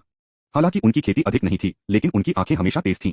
वांग क्यूई की तलवार की गति सादे और आम लग सकती थी, लेकिन लगातार 2 स्ट्राइक ने ठीक से अपने आक्रामक को खोल दिया था और इस हद तक कि यह मुश्किल से एक तलवार अंतराल था। यदि गोंगशू के हमले थोड़े अधिक भयंकर थे, तो वह गति का उपयोग करके वानफा संप्रदाय में सम्मानित तलवारबाजी का उपयोग कर सकता था। लेकिन वांग क्यूई बनाए गए अंतराल बहुत छोटे थे, एक करीबी और खतरनाक जांच को जोड़ते हुए जो गोंगशू को बल का उपयोग करने से रोकने के लिए पलटवार करने के लिए, इसलिए उसे अपने आक्रामक को बाधित करना पड़ा और उल्लंघन को कवर करने के लिए अपनी तलवार को वापस कर दिया। यह सरल सभी कानूनों को तोड़ने के लिए एक तकनीक था। गोंगशू पीछे हट गया और वांग क्यूई ने एक कदम आगे बढ़ाया, फिर भी लापरवाही से जोर दिया। तीसरी तलवार। इस हड़ताल ने एक बार फिर गोंगशू की तलवार की गति के माध्यम से फाड़ दिया। गोंगशू ने अपने दांतों को कसकर जकड़ लिया, सख्त अपनी लय को ठीक करने की कोशिश की। लेकिन वांग क्यूई के लॉन्गस्वॉर्ड ने हमेशा उस स्थान को अपनी छाती से 3 इंच की उपेक्षा की, जिससे गोंगशू की कई परिष्कृत तलवार बेकार हो जाती है। दोनों के विचार तेजी से आगे बढ़े, प्रत्येक चाल को पूरा करने के साथ शुरू करते हैं उस बिंदु पर जहां तेजी से तलवार को क्षणभंगुर छाया और रोशनी की तरह बन गया, जो दर्शकों को सांस के निकट के बिंदु पर चकाचौंध कर रहा था। नहीं, गोंगशू लगभग बेदम नहीं था, वह वास्तव में अपनी सांस नहीं पकड़ सकता था। वांग क्यूई की तलवार की नोक ने अपनी छाती पर आगे पीछे झड़ते रहे, भले ही उसने अपनी चालें बदल दी, वह बस मुक्त नहीं हो सकता था या उस तलवार को दूर नहीं कर सकता था जिसने उसके जीवन को धमकी दी थी। इस तरह की शानदार सभी कानूनों को तोड़ने के लिए एक तकनीक जहां से उसने इसे सीखा था। वानफा संप्रदाय के सभी शिष्यों ने इस संदेह को जन्म दिया। एक तकनीक के साथ सभी कानूनों को तोड़ने के लिए न केवल शानदार गणित की आवश्यकता है, बल्कि असाधारण दृष्टि और व्यापक क्षितिज भी। हमारी तलवारबाजी को संप्रदाय के भीतर लगातार परिष्कृत किया गया है, लेकिन यह नौजवान कभी भी वानफा संप्रदाय के लिए नहीं गया है और उसके रिकॉर्ड की गई लड़ाई कुछ और दूर के बीच है जहां से उसने इसे सीखा था। गोंगशू अथक रूप से बढ़े, 2 कदम पीछे हटते हुए उनके लॉन्गस्वॉर्ड तिरछे क्लीविंग और वांग क्यूई के लॉन्गस्वॉर्ड की ओर भयंकर रूप से स्मैशिंग। वांग क्यूई की कलाई बदल गई, उसका लॉन्गस्वॉर्ड थोड़ा शिफ्ट हो गया और हर बार यह गोंगशू के लॉन्गस्वॉर्ड के पिछले हिस्से को ब्रश करता था। इस घने हमले के बीच 2 लॉन्गस्वॉर्ड्स की झड़प की आवाज लंबे समय तक लग रही थी। वांग क्यूई वास्तव में प्रतिद्वंद्वी के अधिकांश हमले को अपनी कलाई के एक झटके के साथ चकमा देने में सक्षम था। गोंगशू, वापस आओ, सु वेनहोंग ने भड़काया। वांग क्यूई जो तलवारबंदी कर रहा था, वह तलवार चलाने वाली तलवारबाजी उनकी अपेक्षाओं को पार कर गई थी। गोंगशू बहुत अधिक शालीन था और पहला कदम खो दिया था, अब जारी रखने का कोई मतलब नहीं था। गोंगशू जल्दी से पीछे हट गया, लेकिन वांग क्यूई तेजी से आगे बढ़े। वांग क्यूई ने गोंगशू को दरकिनार करते हुए 2 बार आगे बढ़ाया। अपने लॉन्गस्वॉर्ड के एक झटके के साथ तलवार क्यूई का एक जाल गठित हुआ, जो प्रतिद्वंद्वी की तरफ से सभी के प्रति अग्रणी था। मैंने कहा कि मैं 10 को हरा दूंगा। मैं सोच रहा था कि मैं आंटी से पिछली रात की यात्रा से क्यों प्रभावित नहीं हुआ था। यह पता चला है कि एक पूरे अध्याय को पतली हवा से निगल लिया गया था। अध्याय में संशोधन किया गया है। अध्याय 127 देखने के लिए हर कोई कृपया अपना कैश साफ करें। अध्याय 362 समाप्त हुआ। अध्याय 378 से 131 संयुक्त हमले का कानून। जब वांग क्यूई ने इस तलवार जाल को अंजाम दिया, तो उसका शरीर और दिमाग एक बार फिर एक निश्चित रहस्यमय क्षेत्र में प्रवेश कर गया। भारी तलवार क्यूई के साथ बुना तलवार जाल वानफा संप्रदाय के सदस्यों को ढकता है, जिसमें 2 फाउंडेशन प्रतिष्ठान, सच्चे इनहेरिटर्स और कई ईश्वरीय पूंजी काश्तकारियों को अपने हमले की सीमा के भीतर शामिल किया गया है। वांग क्यूई की आंखों में जिज्ञासा का संकेत था। यह कदम उनकी एक नई रचना थी और यह पहली बार था जब उन्होंने इस तरह के कम कौशल के विरोधियों के खिलाफ इसका इस्तेमाल किया था। वह स्वयं परिणाम के बारे में अनिश्चित थे। प्रतिक्रिया करने के लिए पहला 7वें राजकुमार के बगल में गार्ड था। यद्यपि उनकी खेती कम थी, लेकिन उन्होंने इंपीरियल परिवार के कमांड समय और समय के तहत खूनी लड़ाई को फिर से देखा था और लड़ाई लंबे समय से सहज हो गई थी। उन्होंने जल्दी से अपनी तलवारें खींची। उनकी तलवार आक्रामक, थोपने वाली और भयंकर है, जो पहले से ही वांग क्यूई की तलवार की गति का मुकाबला करने के संकेत दे रही है। हालांकि उनकी ताकत अंततः प्रकट नहीं हुई। उनके सामने एक तितली मंडरा गई। मैकेनिकल विंग्स फड़फड़ाते थे, एक ऐसी ताकत का उत्सर्जन करते थे जिन्हें वे रहस्यमय और समझ से बाहर मानते थे, जिसने तलवार के इरादे को अवरुद्ध कर दिया और वांग क्यूई की तलवार की गति को भी रोक दिया। वांग क्यूई, जिन्होंने रहस्यमय महल की मानसिक विधि का भी अभ्यास किया था, ने तितली को अधिक स्पष्ट रूप से माना। उन्होंने 6 स्टील तितलियों को देखा, अपने रास्ते को अवरुद्ध कर दिया, उनके पंखों को फड़फड़ाया और एक अनूठी ताकत को फैलाया। न तो मामला और न ही लहर आध्यात्मिक शक्ति से बना, जिसने यिंग वेई को संरक्षित किया और वांग क्यूई की तलवार की गति को अवरुद्ध कर दिया। सु वेनहोंग का पलटवार उतना सुंदर और शानदार नहीं था। प्रकाश की एक धारा उसकी हथेली से फट जाती है, सीधे तलवार जाल की ओर शूटिंग करती है, जैसे कि एक जियो ड्रैगन की तरह स्वर्गीय तिजोरी के माध्यम से स्मैश करना। लेकिन तलवार के जाल के साथ 3 बार टकराव के बाद सु वेनहोंग का चेहरा बदल गया। तलवार जाल फटा नहीं हो सकता है। एक मकड़ी के वेब में एक जियाओ ड्रैगन की तरह फंस गया। सु वेनहोंग की नदी की रोशनी वांग क्यूई के तलवार जाल के भीतर बाएं और दाएं बढ़ गई, केवल बढ़ते प्रतिरोध को महसूस करने के लिए। अपनी तलवार की गति में केवल सरल परिवर्तनों के साथ वांग क्यूई ने परत द्वारा सु वेनहोंग की बल परत को प्रेषित किया और अंततः इसे अवशोषित कर लिया। वांग क्यूई के साथ 6 बार तलवारें टकराने के बाद अन्य 6 वानफा संप्रदाय के शिष्यों ने मुश्किल से अपनी तलवारें खींचने में कामयाबी हासिल की। प्रत्येक चांदी के फ्लैश ने जमकर हड़ताली वांग क्यूई के हर संभव चाल को बंद करने का लक्ष्य रखा। 8 तलवारें 1 सेकंड के भीतर 100 बार टकरा गई। वांग क्यूई की तलवार जाल संक्षेप में ठप हो गई थी और वह पीछे की ओर बह गया था। गोंगशू ने ठंड से स्नेह किया, पहले से ही अपनी लंबी तलवार को बाहर निकाल दिया। वांग क्यूई ने इस हमले को चकमा देने के लिए मध्य हवा में एक सीमा बैकबेंड का प्रदर्शन किया। साथ ही साथ गोंगशू की तलवार की रीढ़ के खिलाफ अपनी तलवार को दबाया, ब्लेड को पीछे हटाने और जियांग लिन की ओर निर्देशित करने से रोकने के लिए बल को निष्कासित किया। जियांग लिन ने जल्दबाजी में हड़ताल को अवरुद्ध करने के लिए अपनी तलवार उठाई, जबकि एक और वानफा संप्रदाय के शिष्य ने एक साथ वांग क्यूई के उद्देश्य से अपनी तलवार को उठा लिया। हालांकि वांग क्यूई ने जल्दी से अपना बचाव करने के लिए अपनी लंबी तलवार वापस ले ली। वानफा संप्रदाय के सदस्यों की अनिच्छा के बावजूद 3 पर 1 स्थिति ने आकार लिया था। हैरानी की बात यह है कि सु वेनहोंग ने अपने 3 जूनियर शिष्यों को वापस नहीं बुलाया। उन्होंने स्पष्ट रूप से देखा था कि वांग क्यूई की तलवार जाल एक रहस्यमय महल के शिष्य और 7 वानफा संप्रदाय के शिष्यों के पलटवार से ब्लॉक का सामना करने के बाद भी थोड़ी सी भी असहमति नहीं दिखाई गई थी। यह विशुद्ध रूप से एक मजबूत बल द्वारा वापस धकेल दिया गया था। क्या भयानक तलवार है! उसने इस तलवार की चाल को कहां सीखा था? 3 वानफा संप्रदाय के शिष्यों के घेरने का सामना करते हुए वांग क्यूई थोड़ी सी नर्वस नहीं था। इसके बजाय वह उस तलवार की चाल को चख रहा था जिसे उसने अभी अभी अंजाम दिया था। फ्लॉलेस तलवार जाल अंकगणित प्रणाली की स्थिरता से प्राप्त मौलिक रूप से एक संगत इकाई थी। यह दूसरी तलवार की चाल थी जिसे उन्होंने बनाया था और इसे फेंग लोई के साथ बनाया गया था। यहां तक कि फेंग लोई अपने भयावह उच्च स्तर के गणितिक कौशल और लापरवाह स्तर की अंतर्दृष्टि के साथ समान शक्ति की स्थिति के तहत इस तलवार जाल को तोड़ने में सक्षम नहीं होगा। तीनों प्रतिकूलों ने अकर्मण्य महसूस किया। उनके बीच एक मौन समझ। अगले दूसरे वांग क्यूई पर 3 महत्वपूर्ण बिंदुओं के लिए एक साथ 3 तलवारें। हालांकि वांग क्यूई ने तुरंत इस कदम में खामियों की पहचान की। उसका शरीर तिरछे रूप से तिरछा हो गया क्योंकि उसने खुद को जियांग लिन और गोंगशू के बीच रखा। एक झटके के साथ दूसरे की तलवार की गति को गलत बताया। गोंग और जियांग की तलवारें अपने निशान से चूक गईं और उन्होंने जल्दी से बचाव के लिए अपने ब्लेड वापस ले लिए। दोनों तलवारें वांग क्यूई की ओर कटा हुआ, एक ऊपर से और दूसरे से नीचे से। वांग क्यूई ने अपनी तलवार के साथ अपनी पीठ के पीछे और यहां तक कि देखे बिना इन दोनों हमलों को अवरुद्ध कर दिया। टक्कर के बल का उपयोग करते हुए शेष 4 वानफा संप्रदाय के सदस्यों की ओर चार्ज करने के लिए अपने पुराने कदम को फिर से लागू करते हुए एक बार फिर नो मिस्टेक तलवार नेट को अंजाम दिया। सु वेनहोंग इस बार अपने प्रतिद्वंद्वी को कम नहीं आंकने के लिए सावधान थे। उनकी लंबी तलवार बिजली की एक रिवर्स स्ट्राइक की तरह बढ़ी। वांग क्यूई की लंबी तलवार के साथ जमकर टकरा गई। वांग क्यूई की गति को रोक दिया गया था और उसे सरासर क्रूर बल द्वारा ट्रिपल तलवार सरणी में वापस धकेल दिया गया था। हालांकि कोई गलती नहीं, ब्लेड नेट अविश्वसनीय रूप से तेज था और एक तलवार सरणी बनने से पहले उन्होंने तलवार क्यूई के हमले का सामना किया जैसे दिसंबर में एक ठंडी हवा दूसरों की ओर झाड़ू। 2 शिष्यों ने सहज रूप से अपनी तलवारें पलटवार करने के लिए उठाई और मैदान में शामिल हो गए। एक पल के लिए एक और हिचकिचाया, आगे भी आगे बढ़ना चाहता था। सु वेनहोंग ने बाद में रोका, चिल्लाते हुए, by Dzongu stop. By Dzongu ने गुस्से में कहा, यह लड़का बेहद घमंडी है, यह सोचकर कि हमारे कबीले के पास कोई योग्य सदस्य नहीं है। लेकिन उसकी तलवारबाजी वास्तव में दुर्जय है। हम अपनी ताकत के संयोजन के बिना जीत नहीं सकते। आज मुझे अपनी प्रतिष्ठा के बारे में परवाह नहीं है। मुझे उसे अपने कबीले के रास्ते, हमारे कबीले के कानून को जानने के लिए दबा देना चाहिए। उनके शब्दों ने शक्तिशाली रूप से प्रतिध्वनित किया और सु वेनहोंग के पास उन्हें जाने देने के अलावा कोई विकल्प नहीं था। उनके पीछे प्रिंस वेन हुआंग और एल्डर जियो ने गुप्त रूप से संवाद किया। एल्डर जियो, आप इन बारे में क्या सोचते हैं? एल्डर जियो की आवाज ने अभी भी एक अचूक झटका दिया। मुझे समझ नहीं आ रहा है, मुझे समझ नहीं आ रहा है। आधुनिक हेटिक्स ने वास्तव में तकनीक में एक सफलता बनाई है। प्रिंस वेन हुआंग ने लगभग कहा, लेकिन क्या आप कह रहे हैं आप वास्तव में क्यूई खेती के चरण में किसी की तलवारबाजी को नहीं समझ सकते हैं? एल्डर जियो के विचारों को थोड़ी शर्मिंदगी के साथ जोड़ा गया था, लेकिन जल्द ही एक शक्तिशाली आत्मविश्वास से प्रतिस्थापित किया गया। तलवारबाजी चतुर चालों से ज्यादा कुछ नहीं है। मेरा मैना सैकड़ों से हजारों गुना अधिक है। मैं आसानी से ब्रूट बल के साथ अपनी चाल को कुचल सकता हूं। लेकिन आपको पता होना चाहिए, आधुनिक हेटिक्स ने खेती में त्वरित लाभ के लिए अमर उद्गम का मौका छोड़ दिया है। 10 वर्षों में यह आपको क्रूर बल के साथ समतल कर सकता है। पर्याप्त क्षणों के भीतर अखाड़े में स्थिति फिर से बदल गई। 6 लंबी तलवारें हमेशा वांग क्यूई पर इशारा करती हैं और बिखरने वाली रोशनी और छाया के बीच वांग क्यूई अपने पैरों पर हल्के से एक तितली की तरह, नृत्य सहजता से तूफानी उन्मादी तलवार की गति के माध्यम से नेविगेट करते हुए चले गए। 6 वानफा संप्रदाय के शिष्यों ने उनका सामना करते हुए चेहरे को लाल कर दिया था। उनकी तलवार और भी तेजी से और भयंकर चलती है। वानफा संप्रदाय के संयुक्त हमले के कौशल ने टोपोलॉजी से उपजा और इन 6 शिष्यों ने एक ही वर्ष में संप्रदाय में प्रवेश किया, समान हितों को साझा किया और करीब करीब थे, जो कि उनके संयुक्त प्रयास को व्यक्तिगत रूप से लड़ने के लिए अधिक सहज और श्रेष्ठ बनाना चाहिए था। हालांकि इस बार उन्होंने पहली बार महसूस किया कि उनकी चालें असंगत थीं। वांग क्यूई ने शायद ही कभी काउंटर किया हो, लेकिन जब भी वह ऐसा करता तो उसने तलवार के सरणी में खामियों को निशाना बनाया। जहां भी वह चला वहां हमेशा उनकी तलवार की गति में एक अंतर था। 6 ने खुद को तेजी से बाध्य किया और जारी रखने में असमर्थ। अच्छा नहीं है। वानफा संप्रदाय का संयुक्त हमला कौशल टोपोलॉजी से लिया गया है और वह इस क्षेत्र में अच्छी तरह से वाकिफ है। 1 या 6 से लड़ने से वास्तव में उससे थोड़ा फर्क पड़ता है नहीं। 6 से लड़ने से उसे अपने बल का लाभ उठाने और उन्हें और भी अधिक संयमित बनाने में सक्षम बनाता है। यह महसूस करते हुए सु वेनहोंग ने चिल्लाया, आप 6 जल्दी से तितर बितर हो गए। 6 ने जवाब दिया और पुनर्गठित करने का प्रयास किया, लेकिन उस क्षण में वांग क्यूई ने अचानक एक लंबे हावल को बाहर कर दिया और फिर तलवार के सरणी के भीतर चांदी की रोशनी का एक फ्लैश दिखाई दिया। 128 के साथ समस्या के बारे में, यह वास्तव में मेरी गलती नहीं है। नूनियांग ने कल एक अध्याय निगल लिया और फिर मैंने इसे बैकएंड में संशोधित किया।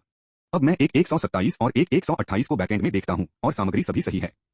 अध्याय 362 समाप्त हुआ। अध्याय 379 से 132 पूरी जीत। वांग क्यूई तलवार सरणी के माध्यम से बुना हुआ, कभी कभी वापस हड़ताली। दूसरों के लिए यह तलवार सरणी अभेद्य लग रही थी और बंद कर दिया गया था, लेकिन उसके लिए तथाकथित सरणी केवल एक निश्चित एल्गोरिथम के अनुसार एक प्रणाली थी। एक बार जब उन्होंने एल्गोरिथम को डिक्रिप्ट किया तो वह खुद तलवार सरणी का हिस्सा बन सकते थे। उनसे अनभिज्ञ 6 वानफा संप्रदाय के शिष्य पहले से ही इसे महसूस किए बिना अपने सनक के अनुसार आगे बढ़ रहे थे। ब्लो के सीमित आदान प्रदान में वांग क्यूई ने अपने विरोधियों के डेटा का विश्लेषण किया। उनकी ताकत लगभग 15 से 21 गुना मेरा है और वे मुझसे 30% तेज हैं। उनमें से दो के पास फंक्शन थ्योरी में निहित तलवारबाजी में एक नीम है, किसी का स्वर्गीय परिवर्तन रहस्यमय तलवार है, दूसरा बाइजी ट्रू फॉर्मेशन स्लैश। वांग क्यूई ने बाईं ओर कदम रखा और जियांग लिन के हमले को चकमा दिया। अनगिनत तलवार उसके दिमाग में एक साथ और फिर से शुरू हो गई और इस स्थिति के लिए डिजाइन की गई तलवार चालों का एक विशिष्ट अनुक्रम आकार ले रहा था। बस फिर सु वेनहोंग ने कहा, आप में से 6 एक बार में बिखरे हुए। वांग क्यूई ने तलवार की गति की अपनी कटौती को बंद कर दिया और एक लंबे हावल को बाहर कर दिया। एक पल में एक जेड बोतल बिखरने और पारा की तरह बाहर निकलने की तरह शानदार चमक की एक धारा चमकती है और वांग क्यूई की तलवार की गति ने 6 को एक बार फिर से ढक दिया। एक फ्लैश में अपराध और रक्षा की भूमिकाओं को उलट दिया गया, शिकार शिकारी बन गया, मछुआरा क्रेफिश में बदल गया। जब भी 6 में से किसी को पीछे हटने का इरादा था, वांग क्यूई निस्संदेह अपनी तलवार को अपनी भेद्यता की ओर ले जाएगा, जिससे उन्हें रक्षा में लौटने के लिए मजबूर होना पड़ा। कई पुनरावृत्तियों के बाद एक भी वांग क्यूई से खुद को दूरी नहीं बना सकता है। उन्होंने सोचा कि उन्होंने वांग क्यूई को घेर लिया है, फिर भी उन्हें यह एहसास नहीं हुआ कि वे खुद वांग क्यूई नाम के एक मार्च में फंस गए थे, जो 1 इंच को स्थानांतरित करने में असमर्थ थे। सु वेनहोंग ने अपनी आंखें बंद कर लीं और रेन यिंगवेई से धीरे से बात की, चलो उन्हें अलग करते हैं। चूंकि वह अपने संप्रदाय का प्रतिनिधित्व कर रहा था, इसलिए वह वास्तव में हार स्वीकार नहीं करना चाहता था। रैन यिंगवेई ने सिर हिलाया, उसकी बाह कांप रही थी और 7 स्टील तितलियों को तलवार के सरणी में गोली मार दी गई थी, जो अभी तक धीमी गति से तेज है। आध्यात्मिक शक्ति जो न तो सामग्री थी और न ही लहर तितलियों के पंखों के स्पंदन के पीछे फंसी हुई थी, सभी के चारों ओर प्रतिरोध को फैलती और बढ़ाती थी। वांग क्यूई और अन्य 6 वानफा संप्रदाय शिष्यों को समान रूप से वे सभी महसूस करते थे जैसे वे गोंद में फंस गए थे। यह किस तरह का जादू है? वांग क्यूई पर भारी दबाव नहीं डाला गया था और अभी भी अपने प्रतिद्वंद्वी द्वारा इस्तेमाल किए जाने वाले जादू के बारे में विचार करने के लिए एक विचार को छोड़ सकता है। तितलियों की बात करें तो वांग क्यूई का पहला विचार तितली प्रभाव था, लेकिन उन्होंने तुरंत इस विचार को खारिज कर दिया।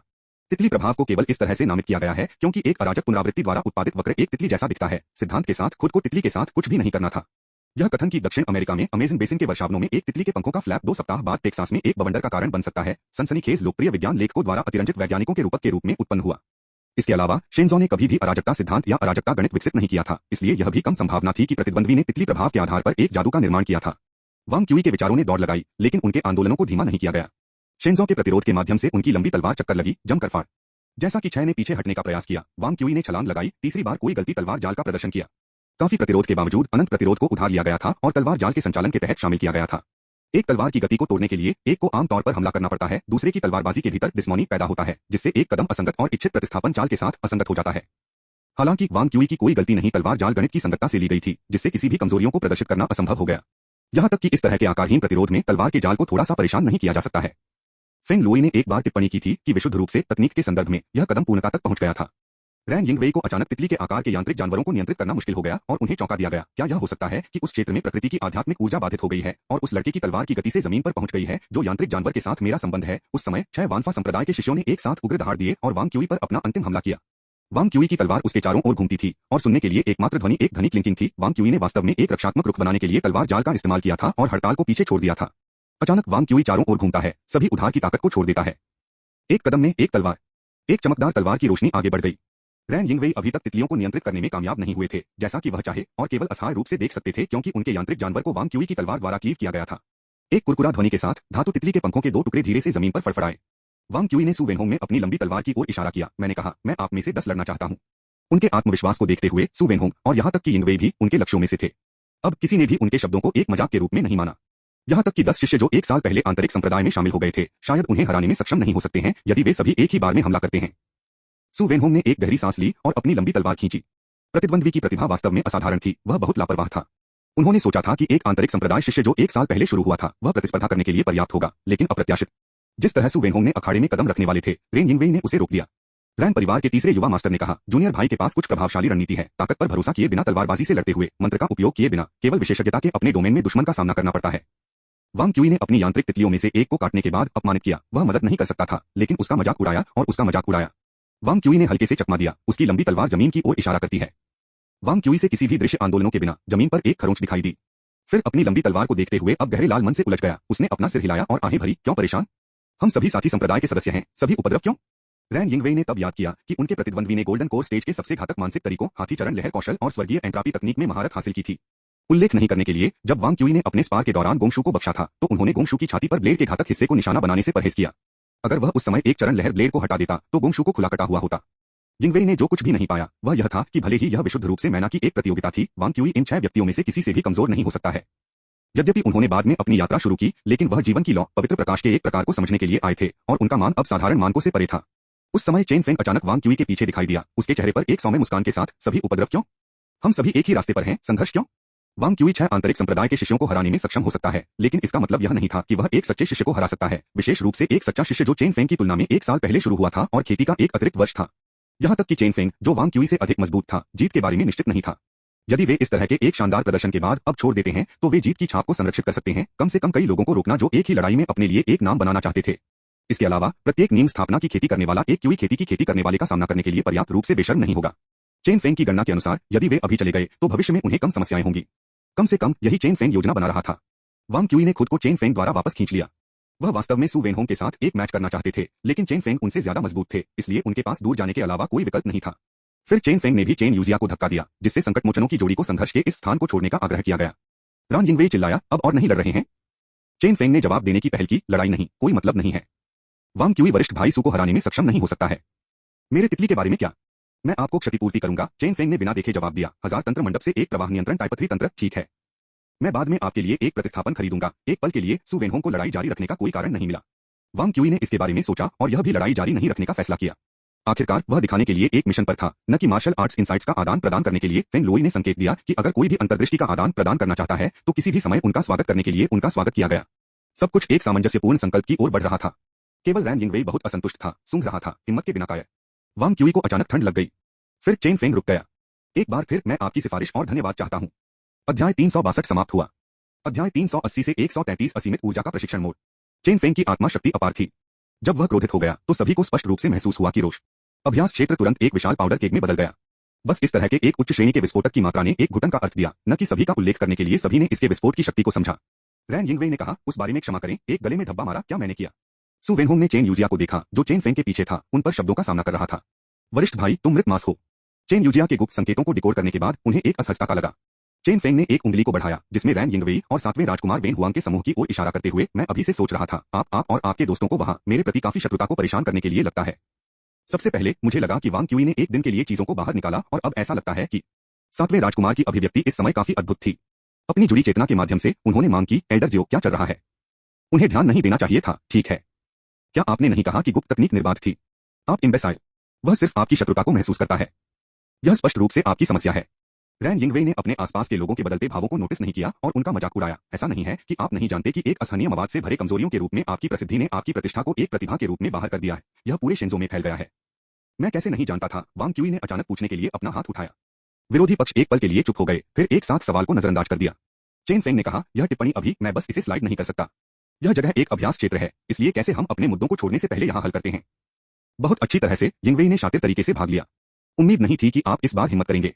7वें राजकुमार ने एल्डर जियो को एक और संदेश दिया, एल्डर जियो, आपको इस पर नजर रखनी चाहिए। इस बार 2 आधुनिक युग के कुलीन हैं। मैं दूसरी ओर देखने लायक नहीं, देखने के लायक नहीं है, एल्डर जियो ने उदासीनता से कहा।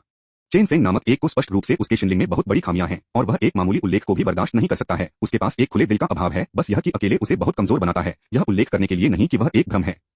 इसके अलावा रैन यिंगवेई का मैना भी चेन फेंग के ऊपर है। इस बीच वांग क्यूई, जो चेन फेंग के बारे में पूछताछ के साथ चेन यूजिया को सहला रहे थे, ने अचानक चेन फेंग से एक आध्यात्मिक अर्थ संचरण प्राप्त किया। वांग क्यूई, अगर आप सु वेनहोंग से लड़ते हैं तो आप कितने आश्वस्त हैं? वांग क्यूई ने कहा, क्या अब हमें नहीं रोक रहा है? बस एहसास हुआ कि यह कमीने कितना कष्टप्रद हो सकता है। यदि आप बहुत आश्वस्त नहीं हैं कि मैं गंदे खेलने के लिए लड़ाई का फायदा उठा सकता हूं और सु वेनहोंग को बाहर निकाल सकता हूं। कोई जरूरत नहीं है, कोई जरूरत नहीं है। मेरे पास उचित मात्रा में आत्मविश्वास है, आपको हस्तक्षेप करने की कोई आवश्यकता नहीं है। ठीक है, जब मैंने उसे पीटा है तो आप सु वेनहोंग को एक धर्मी पिटाई दे सकते हैं। वांग क्यूई ने टिप्पणी की, मुझे एहसास हुआ है कि आप वास्तव में मेरे मुकाबले अधिक गर्म हैं। वांग क्यूई ने टिप्पणी की, चेन फेंग को देखते हुए और यिंगवेई को देखा, जो पहले से ही लड़ाई की तैयारी कर रहे थे। उनकी उत्तेजना स्पष्ट रूप से दिखा रही थी। उन्होंने चेन फेंग के साथ न केवल एक बार बल्कि हमेशा चेन फेंग के बाद अपनी शक्ति को क्यूई खेती के चरण में दबा दिया था। जब वह बाहर चला गया तो चेन फेंग कितना मजबूत था। रैन यिंगवेई की आस्तीन फड़फड़ाया और अनगिनत यांत्रिक तितलियां 100 या अधिक के आसपास फट गईं। ये तितलियां वेई ज़ेंझो के चारों ओर घूमती थीं, उनके पंखों पर उनके तराजू जीवन से चमकते थे। एक एकल यांत्रिक तितली एक क्यूई खेती के मंच की खेती को दबाने के लिए पर्याप्त था, तो कई 100 के बारे में क्या? रैन यिंगवेई भी निम्नस्तरीय खेती करने वालों से बनी एक सेना को दबाने में सक्षम था। हालांकि वांग क्यूई के आश्चर्य के लिए इन तितलियों ने हमला नहीं किया या लॉन्च नहीं किया। इसके बजाय वे रैन यिंगवेई के चारों ओर उड़ गए, बारीकी से चिपके हुए। एक लहर जैसी आध्यात्मिक शक्ति रैन यिंगवेई के शरीर से बढ़ी, यांत्रिक तितलियों के इंटीरियर में विकिरण।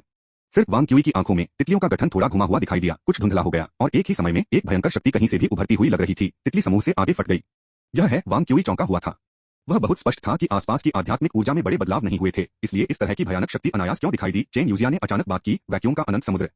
यह देखते हुए कि वांग क्यूई अभी भी समझ नहीं आया, उसने एक कम आवाज में समझाया, प्रवाह नियंत्रण मॉडल 3 मैकेनिकल जानवर को प्रवाह नियंत्रण कहा जाता है क्योंकि यह वैक्यूम के अनंत समुद्र के धाराओं का उपयोग कर सकता है। यह कैसे हो सकता है? वांग क्यूई ने सदमे में कहा। यह शून्य बिंदु ऊर्जा भट्ठी का अमर दाव का संस्करण था। क्या शिंजो सिर्फ शून्य बिंदु ऊर्जा की अवधारणा के संपर्क में नहीं आया था? यह अकल्पनीय था कि इस दुनिया में कितनी आसानी से एक प्रौद्योगिकी ब्लैक बॉक्स बनाया जा सकता है। पंखों पर तराजू वास्तव में नैनो आकार की फ्लैट मेटल प्लेटों के जोड़े हैं जो एक दूसरे के ऊपर स्तरित हैं, जो पूरी तरह से एक बड़े क्षेत्र को कवर करते हैं। चेन यूजिया ने वांग क्यूई पर नजर डाली। आपको स्वर्गीय सामग्री परिसंचरण की अवधारणा से परिचित होना चाहिए। आकर्षण का बल जो एक वैक्यूम में दो फ्लैट समानांतर धातु प्लेटों के बीच मौजूद है। कासिमिर प्रभाव। दो धातु की प्लेटों के बीच के आभासी कणों ने एक पल में अनगिनत बार एक दूसरे को मुड़ा और शून्य कर दिया। इसलिए धातु की प्लेटों के बीच वैक्यूम में उतार चढ़ाव प्लेटों के बाहर पर बलों की तुलना में कमजोर थे। यह कसिमीर बल था, एक ताकत पूरी तरह से कुछ भी नहीं से पैदा हुई थी। इस ब्रह्मांड में जहां ऊर्जा का एक समुद्र और आध्यात्मिक ऊर्जा के ज्वार दोनों सह अस्तित्व में हैं, आध्यात्मिक शक्ति के तरंगे धातु की प्लेटों के बाहर अनायास दिखाई देती हैं। इन तरंगों ने स्वायोजन गुणों का प्रदर्शन किया और खेती करने वालों द्वारा आसानी से हेरफेर किया जा सकता है। शिंजो में यह प्रीमियर फ्लो के रूप में जाना जाता था। यह आदमी अनिवार्य रूप से एक शून्य बिंदु ऊर्जा भट्ठी को लड़ाई में ले जा रहा था। उसकी ताकत वास्तव में असीमित थी। चेन फेंग ने ठंड से सूंघा। उसका पूरा शरीर सफेद लौ में लिपटा हुआ था। द लाइफ एपिटोम की लाइफ फ्लेम ने अभी भी अपनी भयानक प्रवाह दर को प्रदर्शित किया है, जो बाहरी दुनिया से कमेंट्रॉपी आध्यात्मिक ऊर्जा को आकर्षित करता है और एक भयावह गति से बढ़ रहा है। इस बीच वांग क्यूई के एंट्रापी प्रवाह धारणा के भीतर चेन फेंग के शरीर पर नकारात्मक एंट्रापी एक थ्रेड जैसे रूप में विस्तारित होने के लिए लग रहा था, जैसे कि एक तंत्रिका सेल कई सिनेप्स के साथ पहुंच रहा था। वांग क्यूई ने जल्दबाजी में चेन यूजिया से पूछा। हालांकि वह आश्चर्यचकित थी कि वांग क्यूई देख सकती है। उसने अभी भी समझाया, क्यूई नस रूट एक को रूट सिस्टम त्रिज्या के भीतर सभी आध्यात्मिक ऊर्जा को कमांड करने की अनुमति देता है। यह लड़ाई केवल दो नीले धारीदार बदमाशों के बीच है नहीं, यह असीमित ऊर्जा प्रशिक्षण मोड़ खोलने जैसा है। दरअसल जैसा कि वांग क्यूई ने कहा था, गतिरोध में दो व्यक्ति मैना की लगभग असीमित मात्रा में उपयोग कर सकते हैं। जब तक चेन फेंग के भौतिक शरीर ने दिया या यिंगवे की आध्यात्मिक शक्ति को समाप्त कर दिया, तब तक वे एक ही सांस में अपनी पूरी ताकत को समाप्त कर सकते थे और इसे एक पल में फिर से भर सकते थे। अब क्या यह निर्धारित करेगा कि विजेता उनके मैना की कुल राशि नहीं थी, बल्कि एक ही क्षण में वे जितनी शक्ति को प्राप्त कर सकते थे वह थी। चेन फेंग पहली बार हड़ताल करने वाले थे। वह एक पंच फेंकते हुए आगे बढ़ा। एक साधारण चाल, लेकिन अपने जबरदस्त मैना के प्रभाव में इस पंच ने एक तूफान को हिला दिया। मेरे पास सभी को बताने के लिए कुछ है। कल चंद्र कैलेंडर का 14वां गोस्ट फेस्टिवल है। हमारी गृहंगर परंपरा में एक रिश्तेदार के बाद पहला भूत त्योहार निधन हो गया है। उसे कब्र पर वापस जाना चाहिए और एक दिन के लिए रहना चाहिए। कल मुझे घर वापस जाने के लिए सुबह 5 बजे उठना है, इसलिए आज के लिए केवल यह अपडेट है। और चूंकि मैं कल रात घर पर नहीं रहूंगा, इसलिए मैं दिन निकाल रहा हूं। मुझे आशा है कि हर कोई समझता है। अध्याय 362 समाप्त हुआ। अध्याय 381 से 134। हर मैजिक मास्टर में एक उन्माद फाइटर का दिल होता है। कासिमिर प्रभाव के खिलाफ नकारात्मक एंट्रापी का स्वायोजन। वैक्यूम के उतार चढ़ाव के खिलाफ जीवन शक्ति। यह अनंत मन के खिलाफ अनंत मन का द्वंद्व था। इस टकराव में तथाकथित सिद्धांत जो एक बल 10 सत्रों को कम करता है, एक मजाक में बदल गया। पारस्परिक कौशल, दोस्त आर्ट्स, रणनीति, पहली चाल और गति सभी हंसने योग्य हो गए। केवल एक चीज जो इस लड़ाई पर हावी हो सकती थी वह थी शुद्ध हिंसा। हाँ, चेन फेंग ने आगे बढ़कर पंचिंग की। मैना ब्लॉक उनकी सीमाओं के लिए संघनित चेन फेंग की मुट्ठी से ठोस चट्टानों की तरह फट गया। जिस तरह वांग क्यूई ने एक बार पवित्र प्रकाश को मैजिक रेंज वृद्धि के रूप में इस्तेमाल किया था, चेन फेंग टियालिंग रिच के एक सच्चे उत्तराधिकारी के रूप में जीवन की लॉ की एक और भी करीब महारत थी। उनके द्वारा लॉन्च किए गए प्रत्येक जादू, जैसे कि इसका अपना जीवन था, स्वचालित रूप से नहीं बल्कि कभी भी मजबूत हो रहा था। पंचविंड, जिसे फिस्ट छोड़ने के बाद फैलना और गायब हो जाना चाहिए था, को जबरन जीवन की लॉ के प्रभाव से इकट्ठा किया गया था और पंच से लॉन्च किए गए मैना ब्लॉक के चारों ओर लपेटा गया था, जो कि रेन यिंगवे की ओर चार्ज किया गया था। हवा के माध्यम से ठोस मैना ब्लॉक ने हवा के माध्यम से भारी स्ट्राइक रेन यिंगवे के तितली समूह पर हवा के झोंके के बीच लैंडिंग की। जैसा कि चेन फेंग का मन आत्मा और आत्मा की ओर अधिक झुका हुआ था, अगर यह पंच हिट करने के लिए था तो यिंगवे को निस्संदेह एक दोहरी पीस शारीरिक और आध्यात्मिक रूप से पीड़ित होगा, पूरी तरह से अपनी लड़ाकू क्षमता को खो देता है। लेकिन अगर यह हिट है। इस भयानक हड़ताल का सामना करते हुए यिंगवे के तितली समूह ने उसके सामने केंद्रित किया, एक धुंधली चमक का उत्सर्जन किया। बेहद ठोस पंच बल तितली समूह में प्रवेश करने पर अराजक हो गया और अपने आप ही गिर गया। आत्मा एक विशेष आत्मा ऊर्जा क्षेत्र है और यह विद्युत चुंबकीय बल के रूप में प्रकट होता है, रैन यिंगवे ने दिल से हंसते हुए कहा। प्रवाह नियंत्रण तंत्र तितलियों के तराजू विशेष रूप से इलाज किए गए दर्पण हैं, जो विद्युत चुंबकीय तरंगों के अधिकांश तरंग दैर्ध्य को प्रतिबिंबित करने में सक्षम हैं, और आपका मैना बिल्कुल इस सीमा के भीतर है। आप मुझे चोट नहीं पहुंचा सकते। विद्युत चुंबकीय बल 4 मौलिक बलों में से एक है और प्राकृतिक घटनाओं के 99% से अधिक मनुष्यों को पता चल सकता है कि विद्युत चुंबकीय बल परिवर्तन के कारण होता है। मैजिक मास्टर्स भी प्रकृति पर अपनी कला को आधार बनाते हैं और इस प्रकार उनके मंत्रों का एक समान अनुपात मौलिक रूप से विद्युत चुंबकीय बल परिवर्तनों पर निर्भर करता है। यांत्रिक तितलियों के पंख विद्युत चुंबकीय तरंगों के अधिकांश वर्णक्रमीय बैंडों का उत्सर्जन कर सकते हैं। इस प्रकार उन 99% मंत्रों के आधे से अधिक पर विघटनकारी प्रभाव पड़ता है। इतना ही नहीं, दीरेक सागर में विसंगति अंतरिक्षमय मीट्रिक में विकृतियों का कारण बन सकती है और वानफा संप्रदाय और गुई गठबंधन से प्रतीत होता है कि सर्वव्यापी तायु कौशल और कॉस्मिक लाइट कौशल भी तितलियों के इस समूह द्वारा कम किया जा सकता है। तितलियों का यह झुंड सबसे अच्छा बचाव था। तितली के पंखों के प्रत्येक स्पंदन ने रैन यिंगवे के आसपास कुछ भी नहीं से आध्यात्मिक ऊर्जा का एक स्ट्रैंड उत्पन्न किया। आध्यात्मिक ऊर्जा का यह धागा तब यिंगवे की उंगलियों को चलाता है और तलवार क्यूई में बदल जाता है। उंगली की तलवार आकाश विच्छेद। यह विशेष रूप से गहन तलवारबाजी नहीं थी, लेकिन एक लियुन संप्रदाय के पूर्ववर्ती द्वारा एक प्राचीन विधि तलवारबाजी का पुनर्निर्माण। यह किसी भी जटिल द्रव यांत्रिकी को एकीकृत नहीं करता था, केवल 10 मेरिट पॉइंट्स के लिए एकमात्र खेल निर्माण विनिमय मुफ्त से अलग नहीं। लेकिन यहां तक कि इस तरह की सस्ती तलवारबाजी मन के एक अटूट जलसेक के साथ, एक दिव्य हथियार की भावना के साथ एक हमले का उत्पादन करने में सक्षम थी। एक क्यूई ब्लेड जब तक 5 झांग ने रैन यिंगवे की उंगलियों से बढ़ाया, हवा के माध्यम से फाड़ दिया और जमकर फिसल गया। फिर सभी ने एक गड़गड़ाहट बूम सुनी।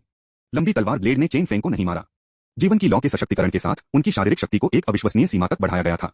जीएक्सयू सिटी के पर्यवेक्षकों के लिए, जैसे कि यिंगवे और चेन यूजिया, उन्होंने केवल एक आफ्टर में छोड़ दिया, जबकि वांग क्यूई जैसे फाउंडेशन की स्थापना के लिए वह पूरी तरह से गायब हो गए थे।